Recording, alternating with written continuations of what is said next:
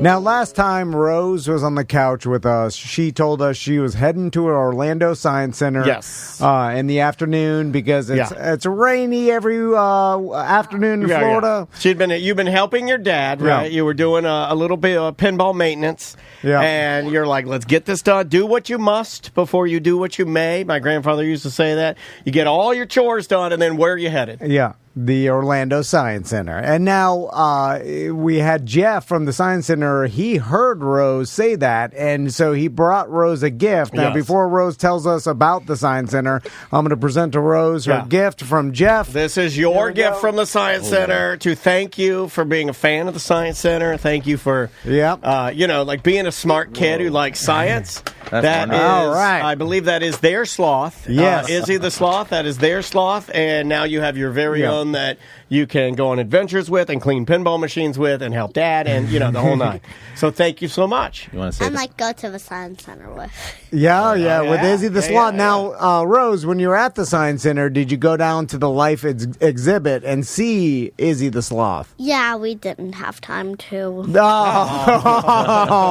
In radio, you always just lie, Rose. I forgot to tell you that. You just say, yes, I did. Yeah. I saw it. It was awesome. And a lifelong radio host decided to go off script and put the magic trick in somebody else's hands. Right? Ask me if we use any of our sponsors. I'm going to tell you it did. I'm just joking, Rose. So, Rose, you wrote down some things you did do at the Science Center, so let's go through those. Yeah. What'd you see at the Orlando Science Center, Rose? So I went.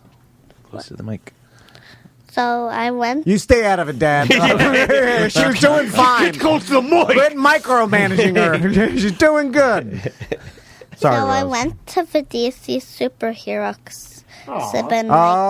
That was awesome, wasn't it? Yeah. What's your favorite superhero? Do you have one? Wonder Woman. Of course. Yeah, Wonder Woman's good. Yeah, she has an invisible jet. Okay. You know what that means. Come on. I actually have two DC superhero comics. My daughter. Oh, really? My daughter reads DC Superhero Girls. Have you heard of those? Yeah. Are you? Yeah, I have one. Okay. My daughter also reads DC Superhero Girls. They go to a high school. They have all their powers, and hijink runs amok. All right. Oh, yeah. Mine is Wonder Woman gets a choice. She goes to her dad's side of the family for the summer. It's for they're divorced. Is the gods. Yes. She has to pick if she wants to be a superhero or if she wants to be a full god. That's what mine is. Really? I choose the god. That's way better. Also, her parents, Wonder Woman's parents are divorced? Yeah, and it's a half superhero, half god. And you have to choose. She goes to her dad's for the summer. He's like, your mom's on, you know what. You want to be a god. She actually really wanted. I think she didn't. At first, she didn't want to go to her dad's, but it actually turned out a lot better. He's a god. Oh, yeah. He knows. Your mom's running around with all these superheroes. They got to do archery. Oh, yeah. Well, he's got the money. Well, the Amazons, free time, right? The Amazons, they do the archery on the island because all the Wonder Women, the people of the Wonder Women, they're all big women. They're tall, strong. Amazon women. Oh, they would eat me for lunch. I'm their greatest enemy. They never fight. No, I'm their greatest enemy because I'm a tiny man. And Wonder Woman's busy fighting crime all the time. And if you're a god, you just let the people sort it out. That's how everybody knows and that. if the experiment goes wrong, it goes wrong. Yeah. You play golf, let them sort it out. I'm not intervening in this. Hey, the ants are dead. Hey, put more ants in. Sorry, Rose. What do we got? What else do you like with the Science Center? Give us something else you like. On the fourth, so I got so there's this place called The Hive. It's 8 and up, but my dad heard one of the people say 7's old enough. You're close to 8. Okay. This is great. All right, I like this. I like this. Yeah, your dad pulled the strings. She's 7. We kind of snuck in. No, all right. It was just hey, how about you keep it quiet? I'll talk to the adults. I'd be like, my daughter's 8 years old. Hard to tell between 7 and 8. Yeah, watch this, Rose. You go up, you grease the wheels a little bit. You put a little fiver in the usher's hand. So how was that? Oh, we had a great time in the Hive. What did you do in there? I built it with little circuit board, oh wow, a little circuit circuit board kit. Yeah, that's awesome. Wow, that's almost like a pinball machine, right? Pinball machines contain many circuit board kits. This is, you're doing it right, Andrew. I'm telling you, man. Well, thank you. And then they had hydraulics that we were working on. That was fun to work with. And then he said something about the fourth floor you wrote down. There's dinosaur bones. Yeah, the fourth floor. What I like to call Radioland. So why did you say that? I think they're actually real dinosaur bones. Whoa.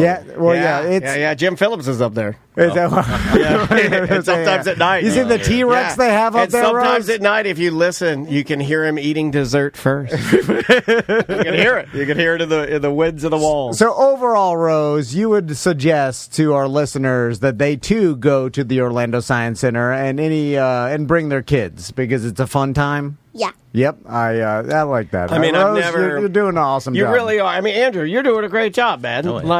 Taking the kid. I mean, this. Whose kid sits in the back of the car and makes a list of the things they like about the science center? So my sons have never made a list. I tell them all the time. I was like, did you tell them that your whole life was built on it? I'm a GD best list maker in this city. That's right. All right. OSC.org is the website. Become a member. Head to the Science Center like Andrew and Rose did. Had a great day. Yeah. And get a sloth stuffed animal. We say this to adults all the time, but I guess we should might as well start saying it to the kids. We're actually a member. Yeah. Hey, thank you for using our sponsors, okay? We really appreciate it. Like from the guys that talk about like all these different places, we thank the dads a lot. We don't thank the kids, You got this started. You're the one asking your dad to take you there, so we appreciate you. Well, Science Center is an awesome place. I remember going there back when I was in elementary school for school trips and all that stuff. It kind of helps if we went there, too. What? Like, I went to this one from DeLand. Yeah. So it's wild to think that now my kid got to go to the same site. It's cool. There's a nostalgia there for sure. To have fun and learn something is, the two birds. You know? I love it. All right, OSC.org. Thank you very much.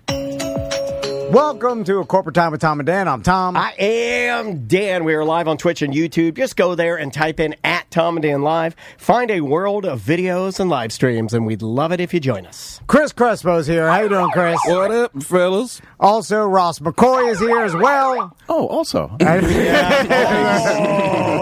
Tom. I both gave you. I gave you both. Saying also 3 sirens each. You know what? Siren sirens each. distribution. I never claimed to be a good host. In fact, I said I was always crappy. Chris Crespo's here, and to a lesser extent, Ross McCoy. You're not supposed to do that. You're supposed to say Crespo and Ross, not also. Is also a downgrade. That takes the pressure off, right? Yeah, like sure. now, too. If nice low. Yeah. You're like, okay, well, I Bars don't have to, underground. Yeah, I don't have to do much now. I'll tell you, with movies, with opening credits, they'll sometimes put the bigger names at the end of the credit list. They'll say, and Marlon Brando with Samuel Jackson. And you're like, wow, Samuel Jackson's in this movie? That's crazy. Yeah. See, you're like the Sam Jackson of the podcast. Yeah, I feel I'm about to get eaten by a shark. That's the best part of that movie, so to be fair. Welcome, everybody. Happy Monday. Good to see both of you. Hope you had great weekends. Mm-hmm. So, Chris, let's start off by, I didn't realize that this was a thing, but when I knew you were coming in, I was like, what are the new movies out? And then I turned to TikTok, because usually they'll give me the footnotes or... I think you're relying too heavily on the TikTok. Or just... Everything is TikTok now. Yeah, that's a go-to source. He'll say it. He'll be, go to the talk. Google, no, TikTok. Head to the talk. Yeah. I just steal from whatever TikTok I see, and then I'll say the same thing. Everybody's doing. Yeah, that's what everybody is doing. That's why we only have about 4 points of view floating around out there right now. And then there's some guy that's reviewing 3 movies with 100 scores on Rotten Tomatoes, and he reviews the 3 movies, and like he gives a synopsis, and I'm like, I've never even heard of these. I'll talk to Chris about them. And then I went to go and you felt like you were search really one of them. Like you felt fancier than us because you were unearthing things that you knew we hadn't heard before, right? All fake. Be honest. All fake. What do you mean all fake? Yeah. It was just that's his content. He just makes up movies. Oh, wow. And then it's just fake. Well, is that really content? He's reviewing fake movies. I guess it's art in a way. And then he gives his fake movie 4 stars? Well, no. I think sometimes like he's fair with it. Like he'll be like, I really did not enjoy Shark Adventure 4. That is.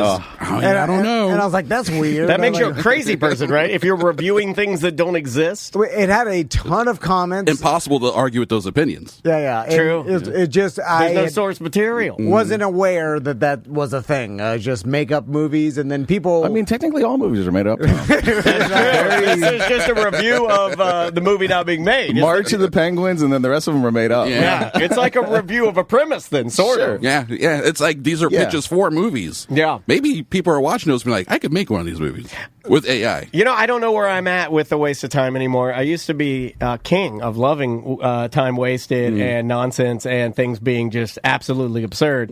And now that everything is absurd, I feel the need to go. I need to be orderly. I need to put things in order now. Oh, wow. Absurdity is not my thing anymore. I have to be, you know what I mean? Like, it almost feels like you've taken away the value of something I enjoyed because everything now is insane. It's like he comes in and he's literally reading for 30 minutes 4 fake movies that don't even exist, and a man dedicating his life to reviewing fake movies. That guy probably took multiple takes of that. He wrote that down. He spent a lot of time making stuff up. But then, like Ross said, everything's made up. Who cares? Yeah, it's still content. You watch it. Hard for me to pull myself out of that. Tom's just mad the guy tricked him. Yeah. That's what it is. Had more views than I'll ever get. That's He's sad. right. So what do you have to do now? It's also the internet. You have to kill this man. You have to go to his house and kill him. Yeah. So, Chris, I know we talked a little bit about it, but have you seen the new Superman?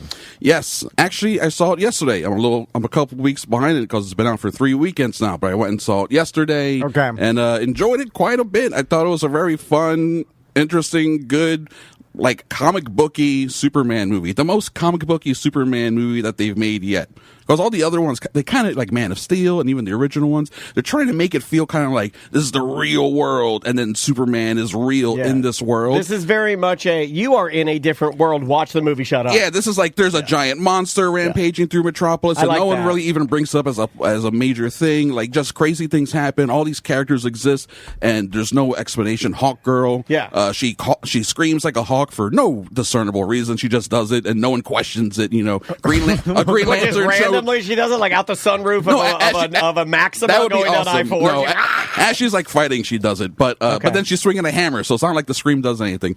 Maybe it's like it's kind of like Monica Seles, a battle cry. Yeah, it's a Monica Seles thing. Like I sound like I am pooping when I hit this tennis racket, but it's very comic booky. Can she fly at all? Yeah, she's flying around with her wings. They don't explain how. Yeah. Just do they show her is it naked technology? At all? Is it magic? We don't know. Do they show her naked at all? No, it's a pretty family. Look, if I were going to lay with any superhero. When you start inching into bird women is where you start getting me, dude. I'm down with some ladies with that have wings. I'm all about that. They're big Amazons. Well, this is the girl from Isabella Merced, the lady from the Spanish lady from Last of Us, and she was Dora the Explorer a few years before that. So. Oh, what? I'm the dad? I'm the dad now? Yeah, that's her. Oh, Dora the Fingers? Yeah. No, not Dora the Fingers. That's her. I'll do my hot girl scream. That's what she does. I'll eat a quagga. You know what? I'm going to let that stand. I don't think we. It's fine. You're fine. So it's absurd. What's weird about Superman is I saw a bunch of people saw it on my Facebook, and a lot of people were raving about it. She's also a very small hawk girl, right? She's very small. That's a tiny hawk. I thought the hawk tiny. People were supposed to be ginormous. She's teeny tiny. I don't know about this, man. Yeah. I saw a post on our BDM page from a BDM that said, I walked out of the movie Superman, and I'm like, you walked out of it? Like, I was like, what did you think you were seeing? Like, you know what I'm saying? Like, usually when you walk out of a movie, you're mad because you expected something different, and then you receive something. I walked out because I got antsy and had to poop, and then I went and pooped to pee, and I was like, well, I'm not going to. There's a difference. There's absolutely a difference in like, I'm mad because there's some woke ass shit. What are you doing? No, we didn't say it because he just said it was a bad movie. Most people, when they say that, they're just like, this is not aligning with my ideology. Right. My beliefs. Yeah, so, could you see a reason why someone would... Learn to speak English, hot girl. I support that. There's America, hot girl. Could you even understand or why someone would walk out of it? If someone thought it was bad, that's objective. It is a very... Corny. It's corny, dude. It's a genuinely, like, on its heart hard on its sleeve, corny film. That's what I heard. Which I like because it's Superman. It fits him well. It was a weird choice to make it a female Superman, though. You have to admit that. I agree. I agree. Female Superman coming next summer called Supergirl. So, and it's a girl from House of Dragons, the little blonde. Speaking of little people, too small. The tiny little blonde girl is Supergirl. And look, this is coming from a small. I am a small. You can't look. If anybody can speak on this, it's me. I thought the Hawk people, when I collected the figurines, if they could fly, Hawkman was a giant. He was a big ass dude. Yeah. Are we talking DC Comics Hawkman, or are we talking Flash Gordon Hawkman? Because those Hawk people were like big burly. Those are big. Am I confusing my Hawk people? I don't know. I'm just trying because I know in the DC Comics there's a whole planet of Hawk people. You could have I thought they were humongous. Well, that Rock movie, Black Adam, had a Hawk man in it, and that dude was huge. That was Aldonis Hodge. What's his name? Gigantic man, very ripped. Right, you can't put a skinny guy next to the Rock. That's very true. It's like when Pete Rose talked about Joe DiMaggio on Howard Stern. He said it was like a penis with a man connected to it. That's very much a Hawk person. Yes, it's a weird description. It is. I don't even understand what you're talking about. That was a greeting. He's like, "Good to see you, Pete." So, what about Jurassic Reborn, Chris? Have you? The Rebirth. I saw that one. It was fine. That one I know has not as good reviews as Superman All Around. Word of mouth or whatever is not as good. I thought it was okay. It's entertaining. I got my dinosaur action. I got some entertaining kills that I still remember. At least one person gets his head specifically bitten off by a dinosaur. Like, it went for the head. Where are we at with decapitations now in movies? Are we at spraying? Or are we at nothing comes out, fall over? It depends on the rating. This is PG-13, so it's a wide shot, no spray. I like a no spray. I think the spray it's good for the kids. I feel like the spray is not. I don't think that happens. No, definitely. So it's scarier to me to be like, it was clean because those dino teeth were just what kind laser sharp. How high does your blood pressure have to be for the spray to happen? That back pressure. Like, Lou Pearlman level. You need a Lou Pearlman level blood pressure. I think it's more about the quickness. It's got to be like a samurai sword through there. Real neat slice. So the pressure's still the blood is going still into pumping. the void. Speaking of samurai sword, the reason why we even have those kind of blood sprays in movies is because a samurai movie back in the 40s, they were filming a duel, and they had a special effect where they were going to spray blood out of someone's neck, like through a hose or whatever, to simulate the blood. But something happened, something went wrong with the device they created, and it shot the blood way too hard, and it was a long, continuous spray that we now comically think of like with Kill Bill and stuff. And they loved the way that it looked so much. They were like, we're keeping this, and this is actually what we're doing from now on. It was a complete accident to have that much blood coming out. It was never meant to be realistic looking. They just liked the way it looked. And then everybody copied off of that. And then everyone else I'm going to start doing that now. And now that's kind of the thing that now we're questioning, does that actually happen? And no, now of it's all of After Effects is like just... How much spray? No, seriously, you can go in and buy it's blood spray pack 85. This time with 3,000 more sprays. And then you go through and there's all these different sprays and you can change all the color of it and adjust them to make them fly over people's faces and stuff. Yeah, it's wild. I love it. I've dabbled in it a lot, but... have you now? It's not my thing, man. It's too much. My video editing. I got into it, and then right when I could have you can go crazy with this. I'm like, it's too much. That's a young man's game. That's true. Tom, are you planning to kill a guy to figure this out now? If anybody were going to kill somebody out of all four of us in the room, Tom's the guy. No, it's too awkward. In fact, he may have killed too somebody. awkward. May have, what if they see me right before they die?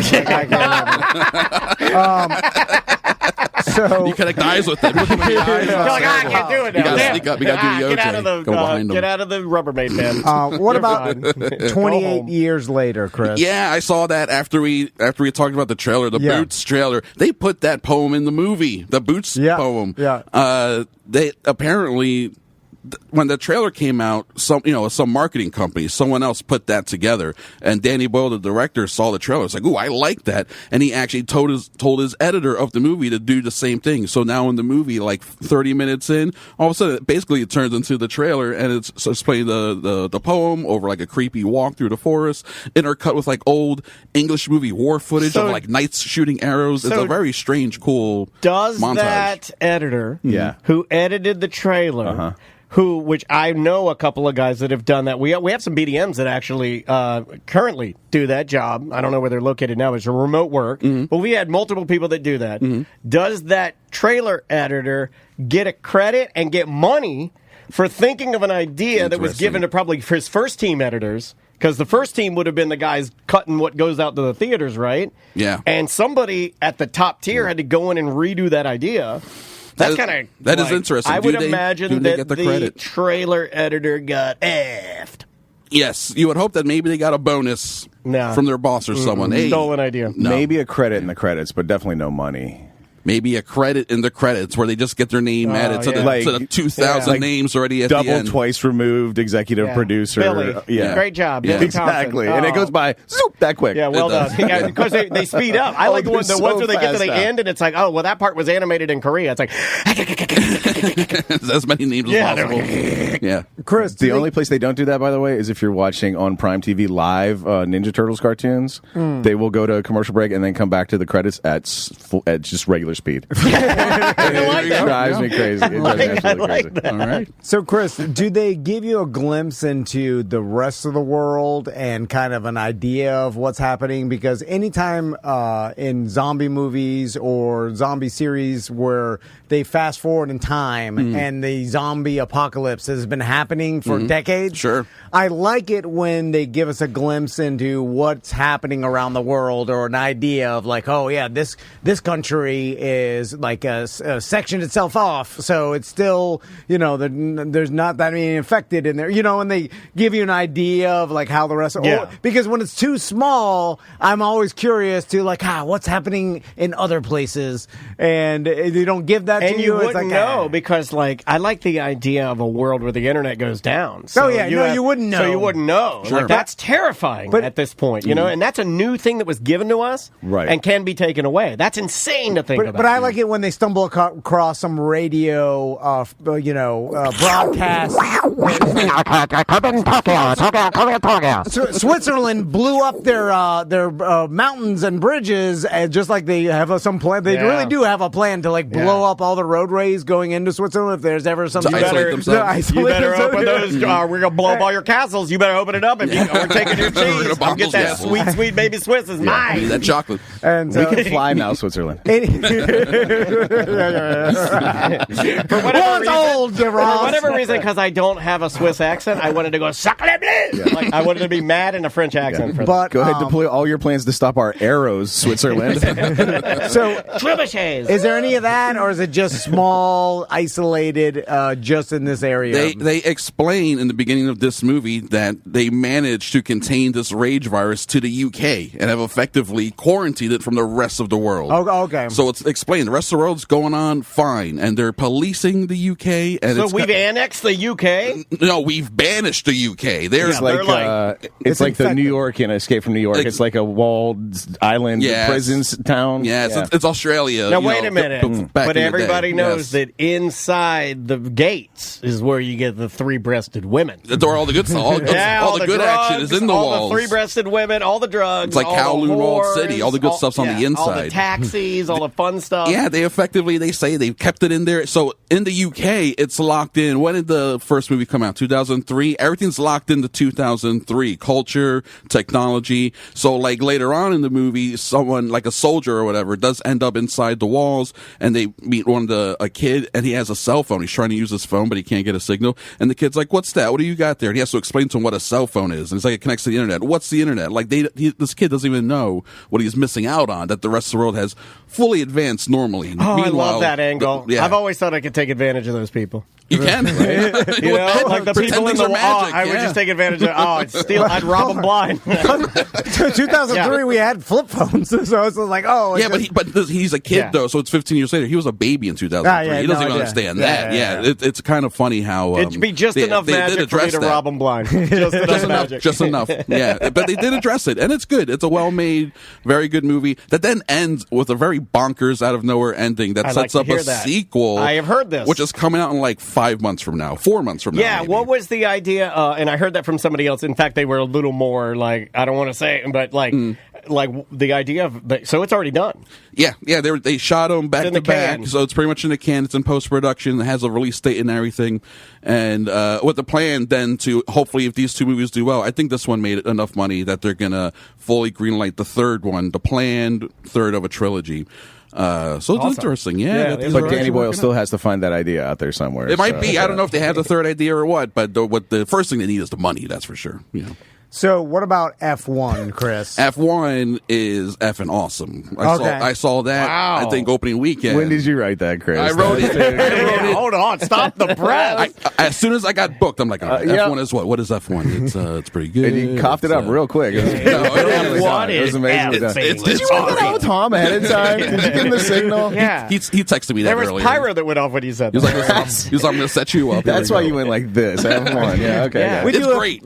We do a pre-show interview now. Is there anything you would like for us to avoid? He's like, I got this effing awesome joke. I'm like, all right. What's it about F1? I'll set you up. Expect the beach ball. I'm a professional. I got this. Incoming slam dunk.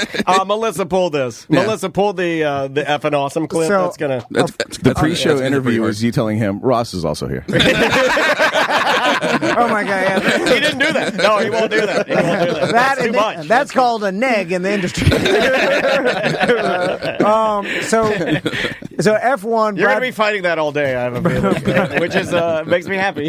Brad Pitt is a Formula One driver. Yes. And one thing about F1 that I found is this ridiculous. the old one more time? Yeah. Right? Pretty much, yes. Because it looks like it. You know why I picked this up? And I know nothing about this movie, but I just want to tell you how ruled I am by tropes and by, like, I see a picture, and you tell me if I'm right or wrong, because I have very limited info about this movie, and I want to see this movie real bad. Mm-hmm. I just saw a picture of Brad Pitt dressed like a civilian, kind of driving an old truck in what appears to be like an area where it's just a rural area, right? And I'm like, oh, yeah, they're doing the one more time. Yeah. He's one more. You got to get like. They land the helicopter. Daft Punk one more time. Yeah, they land the helicopter, and then they get out, and then John Rambo's there, and they're like, "We need you." I don't do this anymore. Is this, I'm out. No, we need you. Is this the one more time? It's 100% one more time. I love the one more time. Yep. It's also a complete insult to all young F1 drivers who be trained all the There's like some old man's driving a truck. You're going to pull him out of it. One more time. They haven't driven in years, and all of a sudden he's just going to be as good as he once was. I think they handled that stuff as believably as possible. Substance abuse with him? Okay. No, he has a gambling problem. I knew he'd be flawed. He has a gambling problem, and he has an injury which forced him out of F1 early. But he's being brought back in as an older guy because he's being brought in at a team that is... They're the last place team. They have 0 points. Does he have to overcome the yips at all? You know, like no, but is there a kid and a monkey that hide in the trunk? That's like Speed Racer style. There should be. That's the sequel. The sequel to this stuff. A million points for a chim joke. Yeah, Jesus, a chim joke. He struggles. You know, he's very cocky about. No, I got this. It's fine. It's like getting back on a bike, and then he does struggle enough his first few times behind the wheel to like get things going. I think they handle all that stuff relatively believably well, that it never pulls you out of the story. The movie's super entertaining. It moves really, no pun intended, super fast. It's like the plot is just flying by. They're featuring 9 races, so to get 9 races featured in a 2.5 hour time span, it's practically, F1 montage the movie. I love it. And it's shot awesome. It looks great.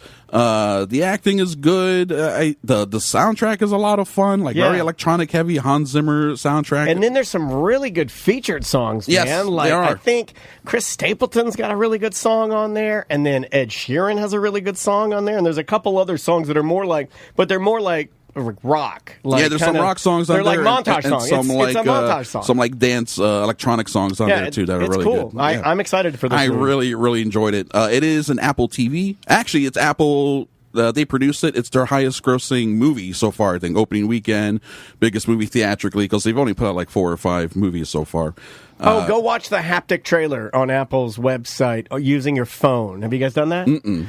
So there's a trailer specifically engineered and shot So when you have on a pair of headphones and you're watching with your Apple device, it uses the haptic vibration to mimic the F1 car. Ooh. It's really good. Wow. Yeah, it's really, really good. And it might be the future of how you watch things. They're a little extra added. Yeah, a little extra fun. Rumble pack. But if you have a nice... Rumble pack, yeah. It is like a rumble pack. If you have a nice set of headphones on, it's a great watch. Wow. It'll make you want to... That's why I want to watch the movie so bad. It's like the at-home 4D experience. They're always trying to figure out what can we add to a movie. They tried smell-o-vision, sort of. You know, the rumble seats are shaking their seats. Now they're shaking your headphones. I mean, I love any sort of ridiculous gimmick. Yeah, why not? Welcome to A Corporate Time with Tom and Dan. I'm Tom. I am Dan. We are live on Twitch and YouTube. Please come join us. Just search for @Tom and Dan Live wherever you watch your podcast. Also, get our free app. All of our content's on there. ACT, BDM shows, OG shows, and even the Friday Free Show. All at tomanddan.com. Before we get to our guests, and this is sad, obviously, but I want to get the information out because Corey's been a listener of ours since day one. He's a day one guy. Yeah, and we love Corey. We had him on Weird Job Wednesday a couple weeks back, and he talked about his job with the audio infrared and the top secret meetings. He's also a really great psychedelic artist. A great painter, and he's just a good dude. My sons really enjoyed those paintings that Corey gave me. And enjoyed the personalized message on the back a lot. Yeah, how cool was that? The painting you haven't the circle? Yeah. You already hung it in your room. I hung it up in my room. Yeah, she loves it. Yeah, Corey. It's the perfect color. Yeah, he's such a good dude, and we want to shout him out real quick and help him out a little bit if we can. Yeah, so he emailed us the other day, and his fiancee Megan found out she had breast cancer. Yes, and it affects a lot of people, and a lot of people go through this, and she's trying to fight it right now, and she has a GoFundMe that we want to plug. And it's so easy to find. If you go on the GoFundMe, she plays, a bit of a gamer. She likes oddities and spooky stuff. And her name online is Lady Death. So if you go to the GoFundMe and just type in Help Lady Death, that's her gamer tag. Yeah. It'll pop right up. It's the easiest thing to find. You'll see Tom and I already donated. You can donate to her and really help her out and help Corey out and his family out because they're wonderful people. Yeah. And they don't deserve, nobody deserves cancer. And hopefully we can. A lot of people have to deal with it. And recently I kind of got a glimpse into how bad our medical system is. And it is a mess. Yeah.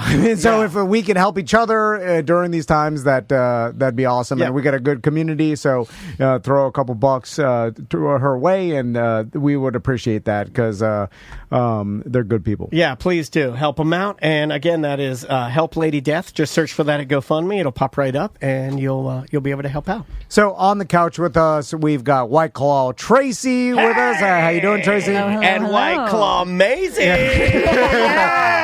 Tracy and Maisie, both drunk on White Claw. Come on. One is little, the other's a kid. Yeah. That's pretty good. Now, did we tell White Claw we were going to touch the floor? They're the same height. They have the same hair. They wear the same clothes. Yeah. And kids like White Claw. It tastes kind of fruity. I'm trying to do it. I got it. They outlawed the few fruity vapes, but they didn't outlaw the one with the best taste. White Claw, drink it if your kids. Tastes just like watermelon. Yummy. Melissa, have you ever made a spicier love? Freeze it in the freezer. It's the ultimate ice pop. White Claw ice pop. Keep that going. There goes that sponsor. The grape is really good. Oh, I'm sorry. Grape.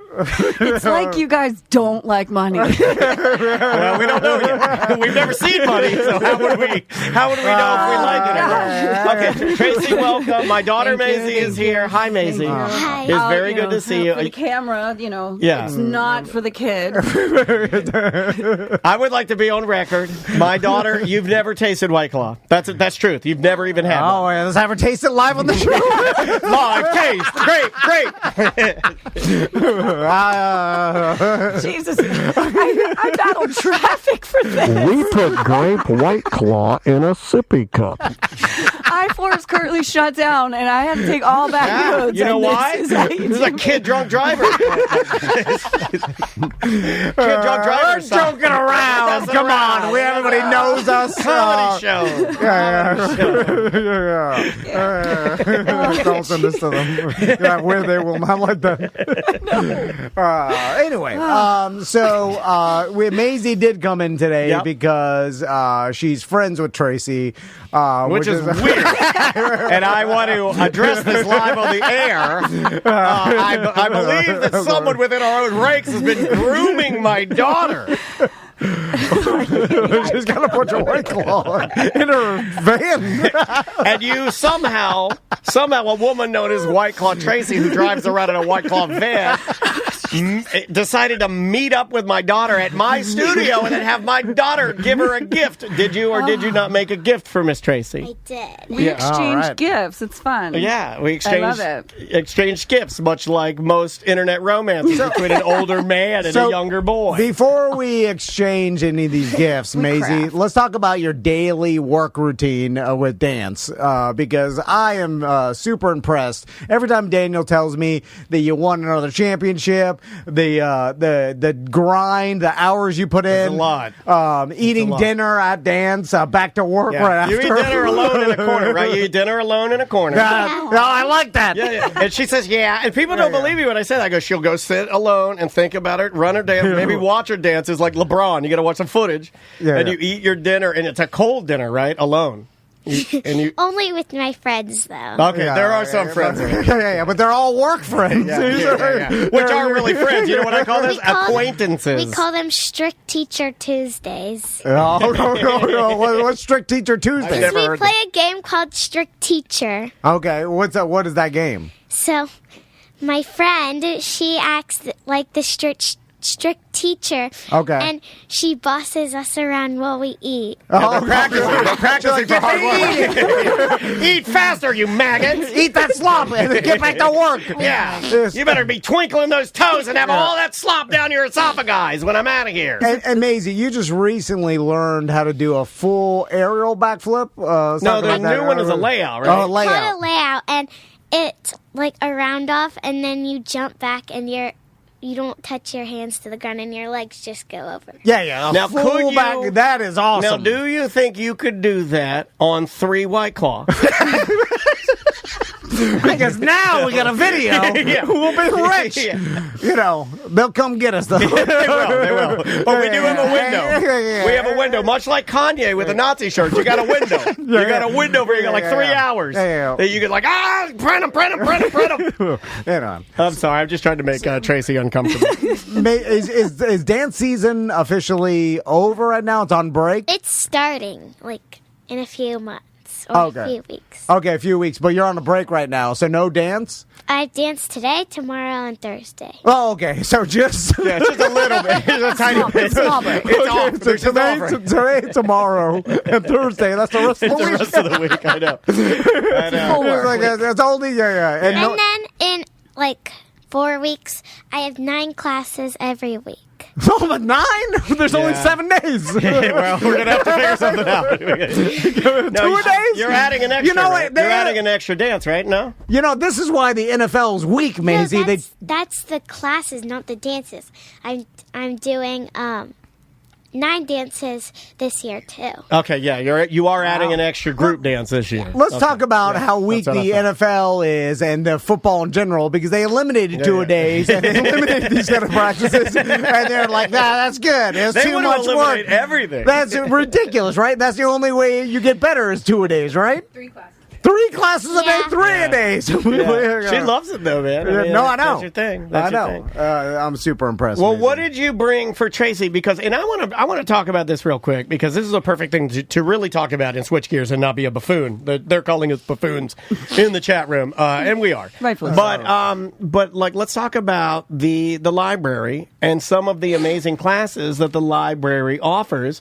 And Mama signed you up sight unseen. You didn't know really if this was going to be good, bad, or whatever. But tell me about the class that Mama signed you up for. It's at the Orange County Library. Yeah. And what was it for? It was for macrame earrings. And we got to, like, try to make a pair, and the lady, she taught us how to make earrings, and then it was really fun. So then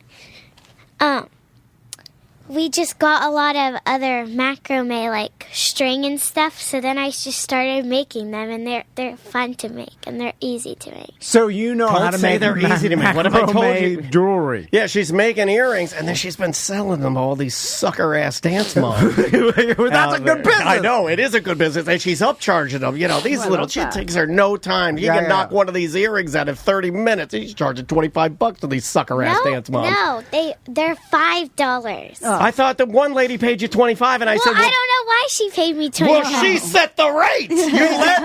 You let them set the. Tom, help her, please. Help her, please. I will help her. How many of these earrings can you knock out a day? That's what I need to know. If I did it every day, probably. I gotta think. Just trying to give you a real answer here. We gotta Not like me. I'll tell you. We got to get some on the website. You can do like 15. Okay, 15. All right. I was going to say 10. She's one a little higher than. So here's the thing, Maisie. We'll, you just need to do like one or two. We'll outsource this to China. That's true. And then just are shipping them in. Yeah. Because there are kids over there making them too. So they'll be equal quality. I need your best example and the pair that you love the most. Give those to Daddy. I'm going to send those away for a couple of my friends' little hands to learn. If they learn how to do it. They were just pumping them out, and we're like, made by Maisie. Are you look okay at her with accomplishments. If you didn't make it, No. If you didn't make it, and we had a couple of children make them in another country, and then we just have you sign it, inspired by Maisie. No. Okay. All right. This isn't going to work. Legitimate. Yeah. The first rule of integrity. business. You got to lose the integrity. You got to learn how to lie. That's the number one rule. That's what in we American business. That's what we do. So Maisie, let's present the gift. Oh yeah, present your gift to Tracy. Right. There you are. Bag. Oh, all right, and then Tracy, I want you to show the. Oh, I will. Show the earrings. Oh, I will. They're and I think your wife might like these, Tom. They almost have like an African flair, and I know your wife likes to collect African art. Oh, you put a custom card in there? I almost need my reading glasses. Don't say that. What is this, like a card? Oh. It's radio, Tracy. You have to read it out loud. She's looking at the card dying. It's really cute. I made these like a month ago. Don't say that. Can I ask her to read it to me? Yeah. Okay. All right. There we go. That's why I hired Tracy. She's good. Home because you have to buy. Don't yell at your clients. Oh, okay. I have to read this. Okay, I can't read it out loud now. No, because you have to buy a pair if you want to know. There it is. Get the personalization. No. Can we read just the top paragraph? Oh, you don't want to read that? No, Okay. It's all secret. It's a secret. Put that away. What the hell we're are you best doing? friends, you guys. Like, come on. I'm sorry. So let me see the earring. All right. What are we rolling with? Yeah. So I got to pick my color thread, my metal, everything, and I love. Okay, I'm gonna pull them out here. There. See, they're crazy looking. Yeah. These are like a big. It's like Junkanoo earrings. You wear these to Yes. a Bohemian barbecue. I needed these when I was in Nassau. There was a Junkanoo parade at Nassau. The Bohemian pigs will bite that right off. They use those. That's what they. That's how they tag. That's how they tag a Bohemian pig. Put one of those on its tail. I will put them on once I don't have the cans on my head. These are cans. beautiful. What do you think you are? I'm radio. Old man radio. Whatever they call these. I don't even call them cans. I don't know. It's I like call a big them can on my head. Okay, how are we going to undo this White Claw kid? Let's talk about it. How about we don't keep revisiting it? Let's think to. I can't stop revisiting it. It's right there. Anyway, Maisie, thank you so much for coming by. Appreciate you, kid. So much, Thank you for your gift. I love them. Any training today that we want to discuss? These are the push-ups. You got to do a certain amount of spins. You've What's been your doing training? turns? Yeah, tell them about your turns. Yeah, Tell them the thing you have in the house that got, I have to tell you to please stop doing all the time because you do it all the time. What, like The thing, the dot. Oh, I have like a piece of marley. It's like a circle that you can turn on, and then we have this thing where you put your foot on it, and it just helps you spin.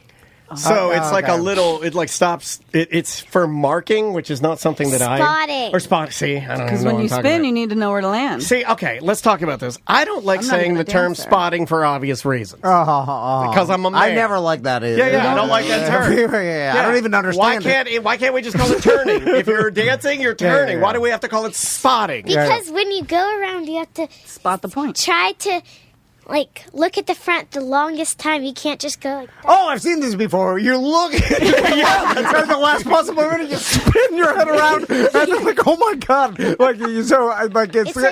like the fast spin back to looking straight. That's what she does. Like literally, I'll be watching TV and she'll be behind me doing that 1 million times. 1 million times. Oh yeah, that's awesome. I try to get Max to train his breakdancing. He's like, I don't want to. I'm like, just do it. He's like, I don't have the same energy that I do. I agree with when I'm. I don't feel inspired here. Yeah. He's like, I like everybody being around me. I can't just do it. You're just sitting there. Yeah. I agree with Max on that. Maisie, how many push-ups can you do? You think you could beat me in push-ups? Because I did. Yes. You can't. He's good. I did a push-up challenge against the wizard son, Chance. Oh, he's a different. He's a gymnast. He's a little jungle man, and he could only do 50. I did 51 barely. And then I beat him and I shamed him. I don't think you I could said, do you'll 50. never beat me. No, you can't do 50. I could probably do 25 or something. Yeah, you could do a lot. Yeah. But it's coming real close where you'll beat me one day and then I'll feel shame. And that day will be glorious for you, believe me, because you're a competitor just like I am. Do you care about that? Do you care about beating people or no? No. You would dance no matter what, right? Yeah, but being the best, I mean, that's what it's all about, right? You get number one. What am I the best at? Am I good at anything? Losing stuff and buying stuff. Oh, what about the old? You bought 5 hats this week, 4 poncho shirts. Wow. Oh, just buy stuff all day, sits around and buy stuff? He's a drunk buying things. And then he showed us yesterday this hat for Dansby. Oh, he's buying the dog hats? Yeah. Oh, my God. We already have him a cowboy hat. You got a dog cowboy hat? We do, yeah. We have a dog cowboy hat, yeah. Am I good at anything else? Have I given you any good qualities, you feel like? Or does that all come from Mama? Being short. Okay, all right. She's really loading you up with stuff. This is my favorite day. It's your favorite day. Between the White Claw and this. I love it. What else? Anything else before we get obviously. you out of here? Funny. Being funny. Okay, there we go. There it is. I'll take being funny. You got being funny. Yeah. Cooking too. Hey, and you've been doing a good job cooking. Yeah, I think I did give you the cooking bug. You like cooking, don't you? Yeah. Didn't you go to a cooking class too? Cooking camp? Well, the cool thing about cooking, and this is what I know, I don't give much parental advice because why would I? I'm terrible. But I will say that kids cooking their own food, something snaps in their brain, and then they start to eat more. It's amazing when she cooked a meal. You'll eat it all when you made it because it's like you don't trust us or something, right? Yeah. And Mama, yeah. she just tells it like it is. Yeah, you're better on your own, right? I like making my own lunch. She does. She doesn't because if Mama makes my lunch, I don't know what's in it, and then when I get to lunch and I see what's in it, I'm like, oh my gosh. Yeah, you like the control aspect of it. Yeah, you're like your dad there. Yeah, that's an anxiety thing. A little bit. You like control. Hey, listen, don't cloud her head with mumbo jumbo. Hey, she knows what she wants. She's goal-oriented. Yeah. Maisie, I love you, baby. Thanks so much. You know what? We'll start this segment over again, and that's the one we'll send to White Claw. Now I'm thinking. All right. Okay, we'll be right back. Welcome to Corporate Time with Tom and Dan. I'm Tom. I am Dan. We are live on Twitch and YouTube. We would love it if you would join us. Just search for @Tom and Dan Live wherever you watch your podcasts. And the one thing I like about Twitch is that you can get us going live and then just go audio only, one click of a button, and then you can just rock it down the road and you're listening to us. It's like we have our own radio station. So we've been doing Weird Job Wednesday for over a decade, and I thought about getting rid of it, but my mom really likes it.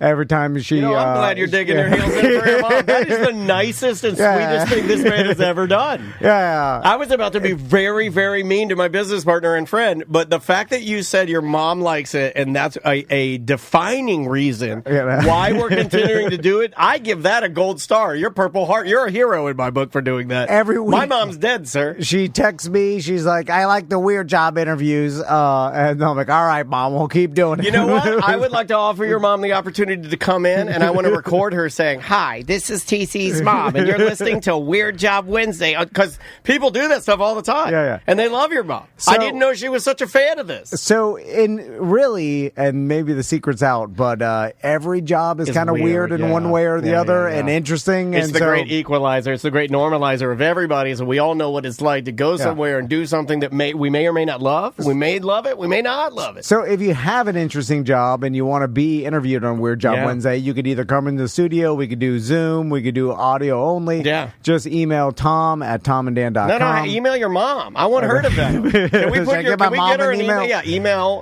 Marilyn. Marilyn at tomanddan.com. That doesn't exist yet, but maybe it will. I can do that, yeah.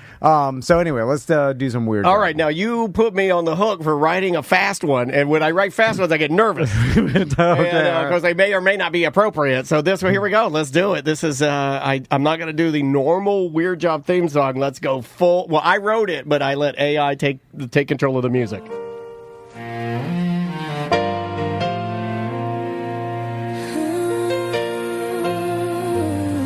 Yeah, baby.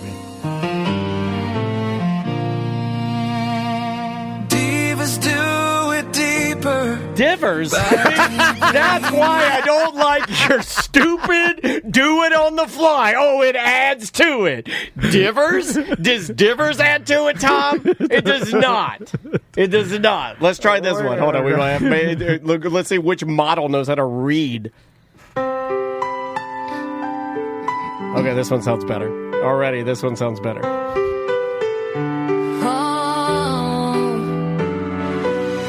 I don't know if you know this, but contemporary Christian music is very popular right now. And no, it is. It's having a moment. A huge moment. My daughter's really into it. Divers do it deeper. There we go. And by deeper, we mean sex. Okay, come on. We always push it harder. 'Cause divers are the best. Divers are the best. Divers do it deeper. Yeah! Might have to play that in the shop. Oh, this is so contemporary Christian. I feel like I'm at the Jamboree and we're putting our hands up for the Lord, man. I went to a lot of this stuff as a young boy. We're all just muff divers on God's big spinning ball. Come on. A weird job dive instructor. We hear your call. Divers do it deep. Oh, that's not bad. That's not bad. Okay, it redeemed itself. It redeemed itself. I guess it did say weird job one time. It did. It was one time. That's all it needs. It's just like selling a pencil for magic tickets in a parking lot. All you need is the pencil. So speaking of divers, David Lawrence is on the couch. How you doing, David? Hey, there he is. I think. The jaws. Yeah. That's what I get a lot. So I'm sure you do, because a lot of people probably. It's funny because right off the jump, I think your job has a cool factor that we have not had on Weird Job in a minute. Yeah. Where you have a job and you're like, right out of the gate, you just say dive instructor. That's a cool job. It's a cool job. So let's rewind a little bit and tell our listeners how we know David. And so there was a time. Can we tell everything? Yeah. There was a time about 12 years ago where me and Crystal, Daniel and Andrea, we're newly married, no kids. Yeah. We got. So I had lead in the pencil. What is it called? Dual income, no kids. Yeah. So we're living the life. Yeah, we were. We had a lot more money. Yeah. And a lot more dreams. So then we started really working out like the payola scam and radio, and how all of a sudden they are like these dive trip companies. And so we're like, let's just say I care for Donna. And then, if you know what I mean. And then I have been using no protection for years, and nothing happened. I'm just saying the truth here. And then so at some point, I'm like, oh man, this is never going to happen anyway. And so we're going to dual income, no kids forever. What should we do? Let's learn how to scuba dive, and then we'll travel the world and scuba dive. I forgot Crystal had a hiccup on one trip. I forgot about that. You know what? That's not lodged in my memory. This will, help us in our sailboat adventure. We could also scuba dive when we go to these exotic locations in our sailboat. Yeah, we'll teach Lena the dog how to scuba dive because that time she's living forever. So then Crystal finds some Groupon down there. Like, I found this Groupon. They'll certify us for $50. Weren't you guys having to do all of your tests in like Trash Lake? No, I went down. It was under that bridge. South Florida. It was under that bridge where you had to be tested under Trash Lake, and then the lady got a nosebleed and she bled everywhere. Yeah. Well, the Groupon people. This is not helping. No. It's got nothing you do with you, David. This is a long intro to David. This is Tom's experience. Dan's experience was much different. My experience was top tier. My experience was literally like going to the Star Wars hotel that no longer exists. I'm getting to this. I had everything was like you show up. All my gear was the best gear you could have, and all the instruction they took time. Oh my God, I was a limousine. So I'm getting to this part, David. This has nothing to do with David, by the way. Nobody's bleeding. Everything was nice. Lunch. This is all Mr. Pond's fault because this is the cheapest of the cheap.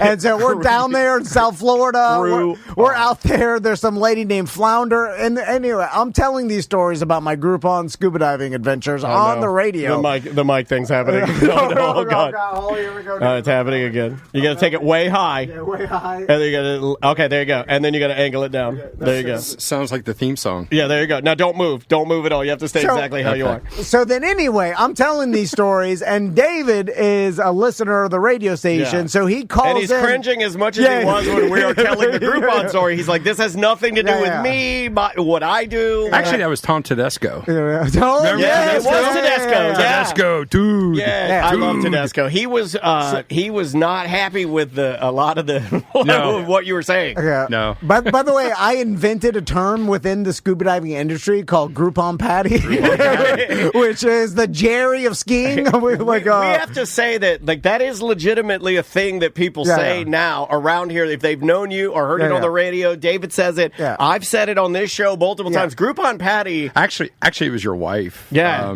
Because you said, we did Patty. And Patty's a certifying agency. And she actually said, no, it was worse than that. It was Groupon Patty. We didn't even do our last dive. They were like, you guys got it. I was like, all right, good. See, look at David's face. Cue David. And he's saying no. Because you're all about safety, doing it right. You always have been, but So then anyway, as I tell these stories, Dave's freaking out. Tom, the listener too, that he's freaking out. He certified me, So then I'm telling Daniel about this, and Daniel's like, well, I'm going to do this right. And then that is exactly what, Andrea too. Andrea's like. One of the two is smarter than the other. Yeah, they're like, I don't think, look, I'll follow along with him. I'll follow him to hell. I've told the listeners this. And then so Tom and Daniel and Andrea stepped in. And said, no, we'll do this. And it was a beautiful and wonderful experience. And got certified with David in the right manner, with going through like the actual course or whatever. I was scrolling. So just fill out the thing for me. So anyway, so David, how you doing? And now David owns a scuba gym. And let's start from the beginning. How'd you get into becoming a scuba diving instructor? Well, I was in the IT world. I was a chief technology officer of a bank for a while, and my son got sick. I actually getting into scuba diving. I dove when I was 16. Okay, so that's 39 years now of diving. But anyway, there was I met my wife. We've been together 36 years. There was a big dry spell there. She wouldn't dive, so she wouldn't put a snorkel in her mouth. She mask on her face, all that kind of stuff. And so I was like, so I was a good husband, didn't do that, raised my kids, and then my kids got old enough to dive, and I was like, yes, because your kids are about 10, right? No, no, we took our kids diving with David that's the in weird the pool. Part. I got the parents coming back with the kids getting certified. That's neat, though. That means you got regulars, which is exactly a successful business. You know, and so anyway, the got back into it, and at that same time, my son undergone a brain tumor extraction and left him paralyzed from the neck down. I don't know if we'll go too much into that, but it led me into leaving my job, giving him everything I got because he was in a wheelchair, and prognosis was he was going to be in a wheelchair the rest of his life. And he looked at me and said, "Dad, I want to play football again. I don't want to be in a wheelchair." So I was like, "Buddy, you got every day of my life, and until you're good with where you're at." And you're choking me up, Dave. Well, I'm trying to speed through this. No, because it is important. Because it is because I want to make sure people know and they get a little bit of this out of here. And I'll put it out here first. Let's foreshadow a bit. You don't just. And you say it on your website. You don't just get people certified. This is like there's a therapy aspect to this, and we'll get to that. So I just want to make sure this is a bigger calling for you. This is a bigger purpose than just getting people in the water. This isn't a Groupon patty. This is this can change. Yeah, the scuba shop and the gear sales and getting people certified. Getting people certified brings in new volunteers for our program. Is really what that's about. And the gear sales and the shop support all of our special needs and rehab therapy programs. But again, I know your listeners, but I want to go through this kind of quick. Sure. 100%. It's important. I'll start crying, we'll all start crying, and then you're crying. But so anyway, being a dad, you want to take care of your kids and do everything you can. I just took that on. 12 years of football. I mean, I'm very dedicated, very, very pushed. So how'd you even know where to start? Like, did you start researching on the internet, like how to help my son walk again? Like, because you're from an IT background. Well, to flip forward, I'm kind of a computer programmer. Okay. So I look at the nervous system. I look at the brain functions as just a computer. The wires are messed up. How do I reconnect those wires? How do I get the brain to get the body to function again? Because kind of when we're developing, I know we're getting off the weird job thing. But as we're developing, our nerves. If you think of a little toddler, right, when they first stand up, they're like this. They don't have any kind of balance, and they really don't know how to walk. Does that work? Oh, does this work? So those nerves, talk to the muscles, right? And the nerves are what moves the muscles, and the brain makes that all happen. So we learn how to do that, over time. And if you have a traumatic injury, brain, spinal cord, anything like that, those nerves are disconnected sometimes, okay? And I've had people that haven't walked in 20 years, 30 years. And I just had a lady come in a couple months ago, and she's like, I won't say the procedure, but she had a procedure done, and it left her paralyzed from the waist down. And the doctors told her that the nerves in her legs were dead, and they would never work. And I looked at her and I said, because my son was paralyzed from the neck down. And he's a scuba instructor today. So he comes to the scuba gym. He was one of. I mean, he's awesome. He's picking up the tanks stronger than I am. Yeah, I mean, this guy's a beast. I mean, he's but incredibly, he's still paralyzed. He doesn't have any feedback on the whole left side of his body. People don't know that. I didn't know that. I know. You would never know that. He's lifting tanks literally like a warhorse. So I retrained the body to so the brain can talk to the muscles again. But this lady, she said that, and I said, well, let's, and again, I have nothing against traditional medicine or anything like that. I have a lot of people that, need it. And therapy's therapy. But I get the worst of the worst cases, and I told her, well, let's leave that opinion up to him, and let's get underwater and see what happens. So underwater, it's a weightless environment. I can really control things. I can see the minute little muscle changes and nerve functioning. Sometimes, I will fire a nerve on the left side, and the right leg moves. So when we learn, our nerves are like this, and I don't know if people can see this, but your nerves are connected like this, and the brain knows how to fire all those. Yes. Well, if you have a spinal cord injury or traumatic brain injury or things like that, what happens is those nerves. When I went to school, we were taught that when you cut a nerve, it'll never grow back. Right. Well, science is always wrong, thankfully. And when it grows back, it might be like this, okay? So The connection points are different. Connection points are not the same as what we learned when we were little and growing, right? Yeah. So what I do is I take this on as a computer programmer, and I'm like, okay, let's see, this nerve should do this. And I fire that nerve. I manipulate it underwater. And I can see what actually reacts, okay? So I'm like, oh, that's not right, but that's, a muscle that I need. So I actually reprogram. I put them in a sequence of walking. And I do that over and over, and then we stand up underwater, and they walk across the bottom of the pool. So, David, let's talk about the underwater even though part they can't feel it. That's the crazy. Right, right. And is that sort of a version of So I guess that is the weird part of my job. Is that what your son does, though? Because no one would know. You would never know. But, so he's been reprogrammed. He's reprogrammed his muscles and worked hard at it. And now he's at a point where so the feelings that he has in walking are different than what we would have without the damage. Is that correct? And again, I'm not in his body, but right. What I would try to tell you is, if you've ever had any dental work done, and they numb your mouth or whatever, and you try to eat lunch. Sure, yeah. It's like, blah, blah, blah. Is water coming out of my mouth, or is it not? Right. Exact same thing on the whole left side of his body. He doesn't have any feedback. He doesn't know what's going on. So, like early on, he would hold a styrofoam cup. And if he looked at it, not at first, but if he looked at it, he would be able to manage that. Yeah. If he looked away, he would either drop it or crush it. It's a different way of getting feedback from your body to still complete the task. Correct. Yeah. And so now he can hold on to things and not have to look at it. But again, there's a progression, and I mean, early on, he couldn't pick up anything. I mean, we were hand feeding him, kind of thing. But honestly, it's hard to express to the listeners. Like, I almost wish he was here so we could say, I'd be like, okay, look, man, that's remarkable. Really, really well. Well, he's in our video. Or just sign up, you'll meet him. So, go to the shop. But David, where was the light switch that went off in your brain about doing this underwater? Because I think that's the thing that we didn't even talk about. You're like, hey, let's introduce my passion for scuba diving, bring him underwater. And you've created these different contraptions. That's a bad word, but you know what I mean, like different things that people can get, like the PVC things that we saw when we're like. We use those to mimic, for them to step over and things like that. But there's nothing supported. They're in a weightless environment.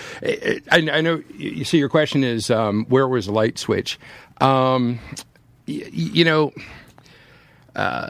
think it was when. So one of my daughters turned 10. Right, and every year we go down to the Keys. We'd gone down to the Keys with a bunch of families, and we'd always do the mini season, mini lobster season, and just have a great time.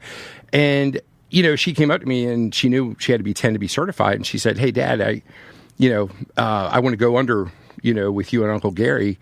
When we go down to the Keys. Is that a Florida thing, the Uncle Gary? Everybody has an Uncle Gary. Sorry, it's a Florida thing. Yeah.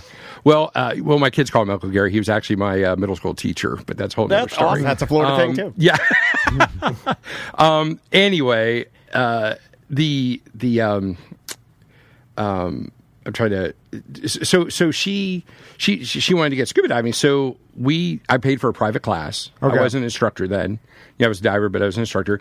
I paid for a private class for her and I to go through together because she was a daddy's girl, and I was spending so much time with David. There was a disconnect there, and I love her to death, and still do. And so I was underwater, and it just clicked. I was like, it's a weightless environment because all of his therapies, he was always supported, even when he was like standing or sitting or anything like that. He was always supported. And I was like, how can I put him in a normal position to walk again? And just being underwater again and being with her in the pool, it just kind of. I will say this, and I don't want to beat anybody over the head with the Bible in any way, but your theme song was a little twisted. Yeah.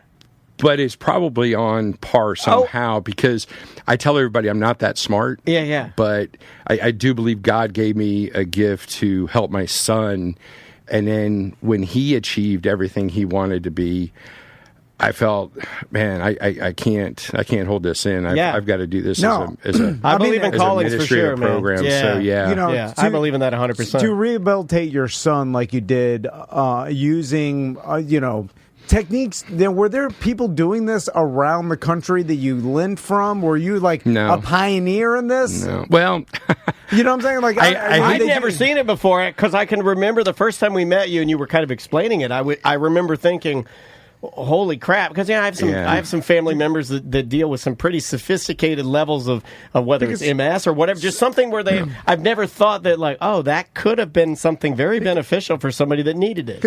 So short answer is no. I didn't look it up and say, hey, could I do this?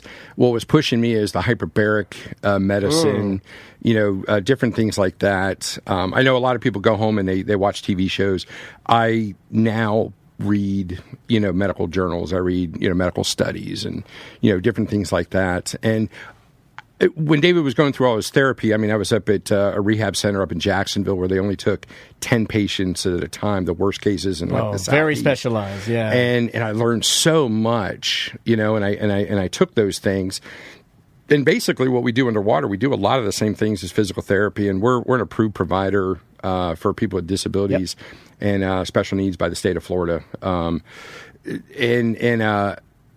So it was, just taking that and accelerating it. Okay. Accelerating it, because instead of in physical therapy where you're working on one arm today, working on your arms, maybe working on your legs, the next time you go in, I work the entire body, the entire nervous system all at one time.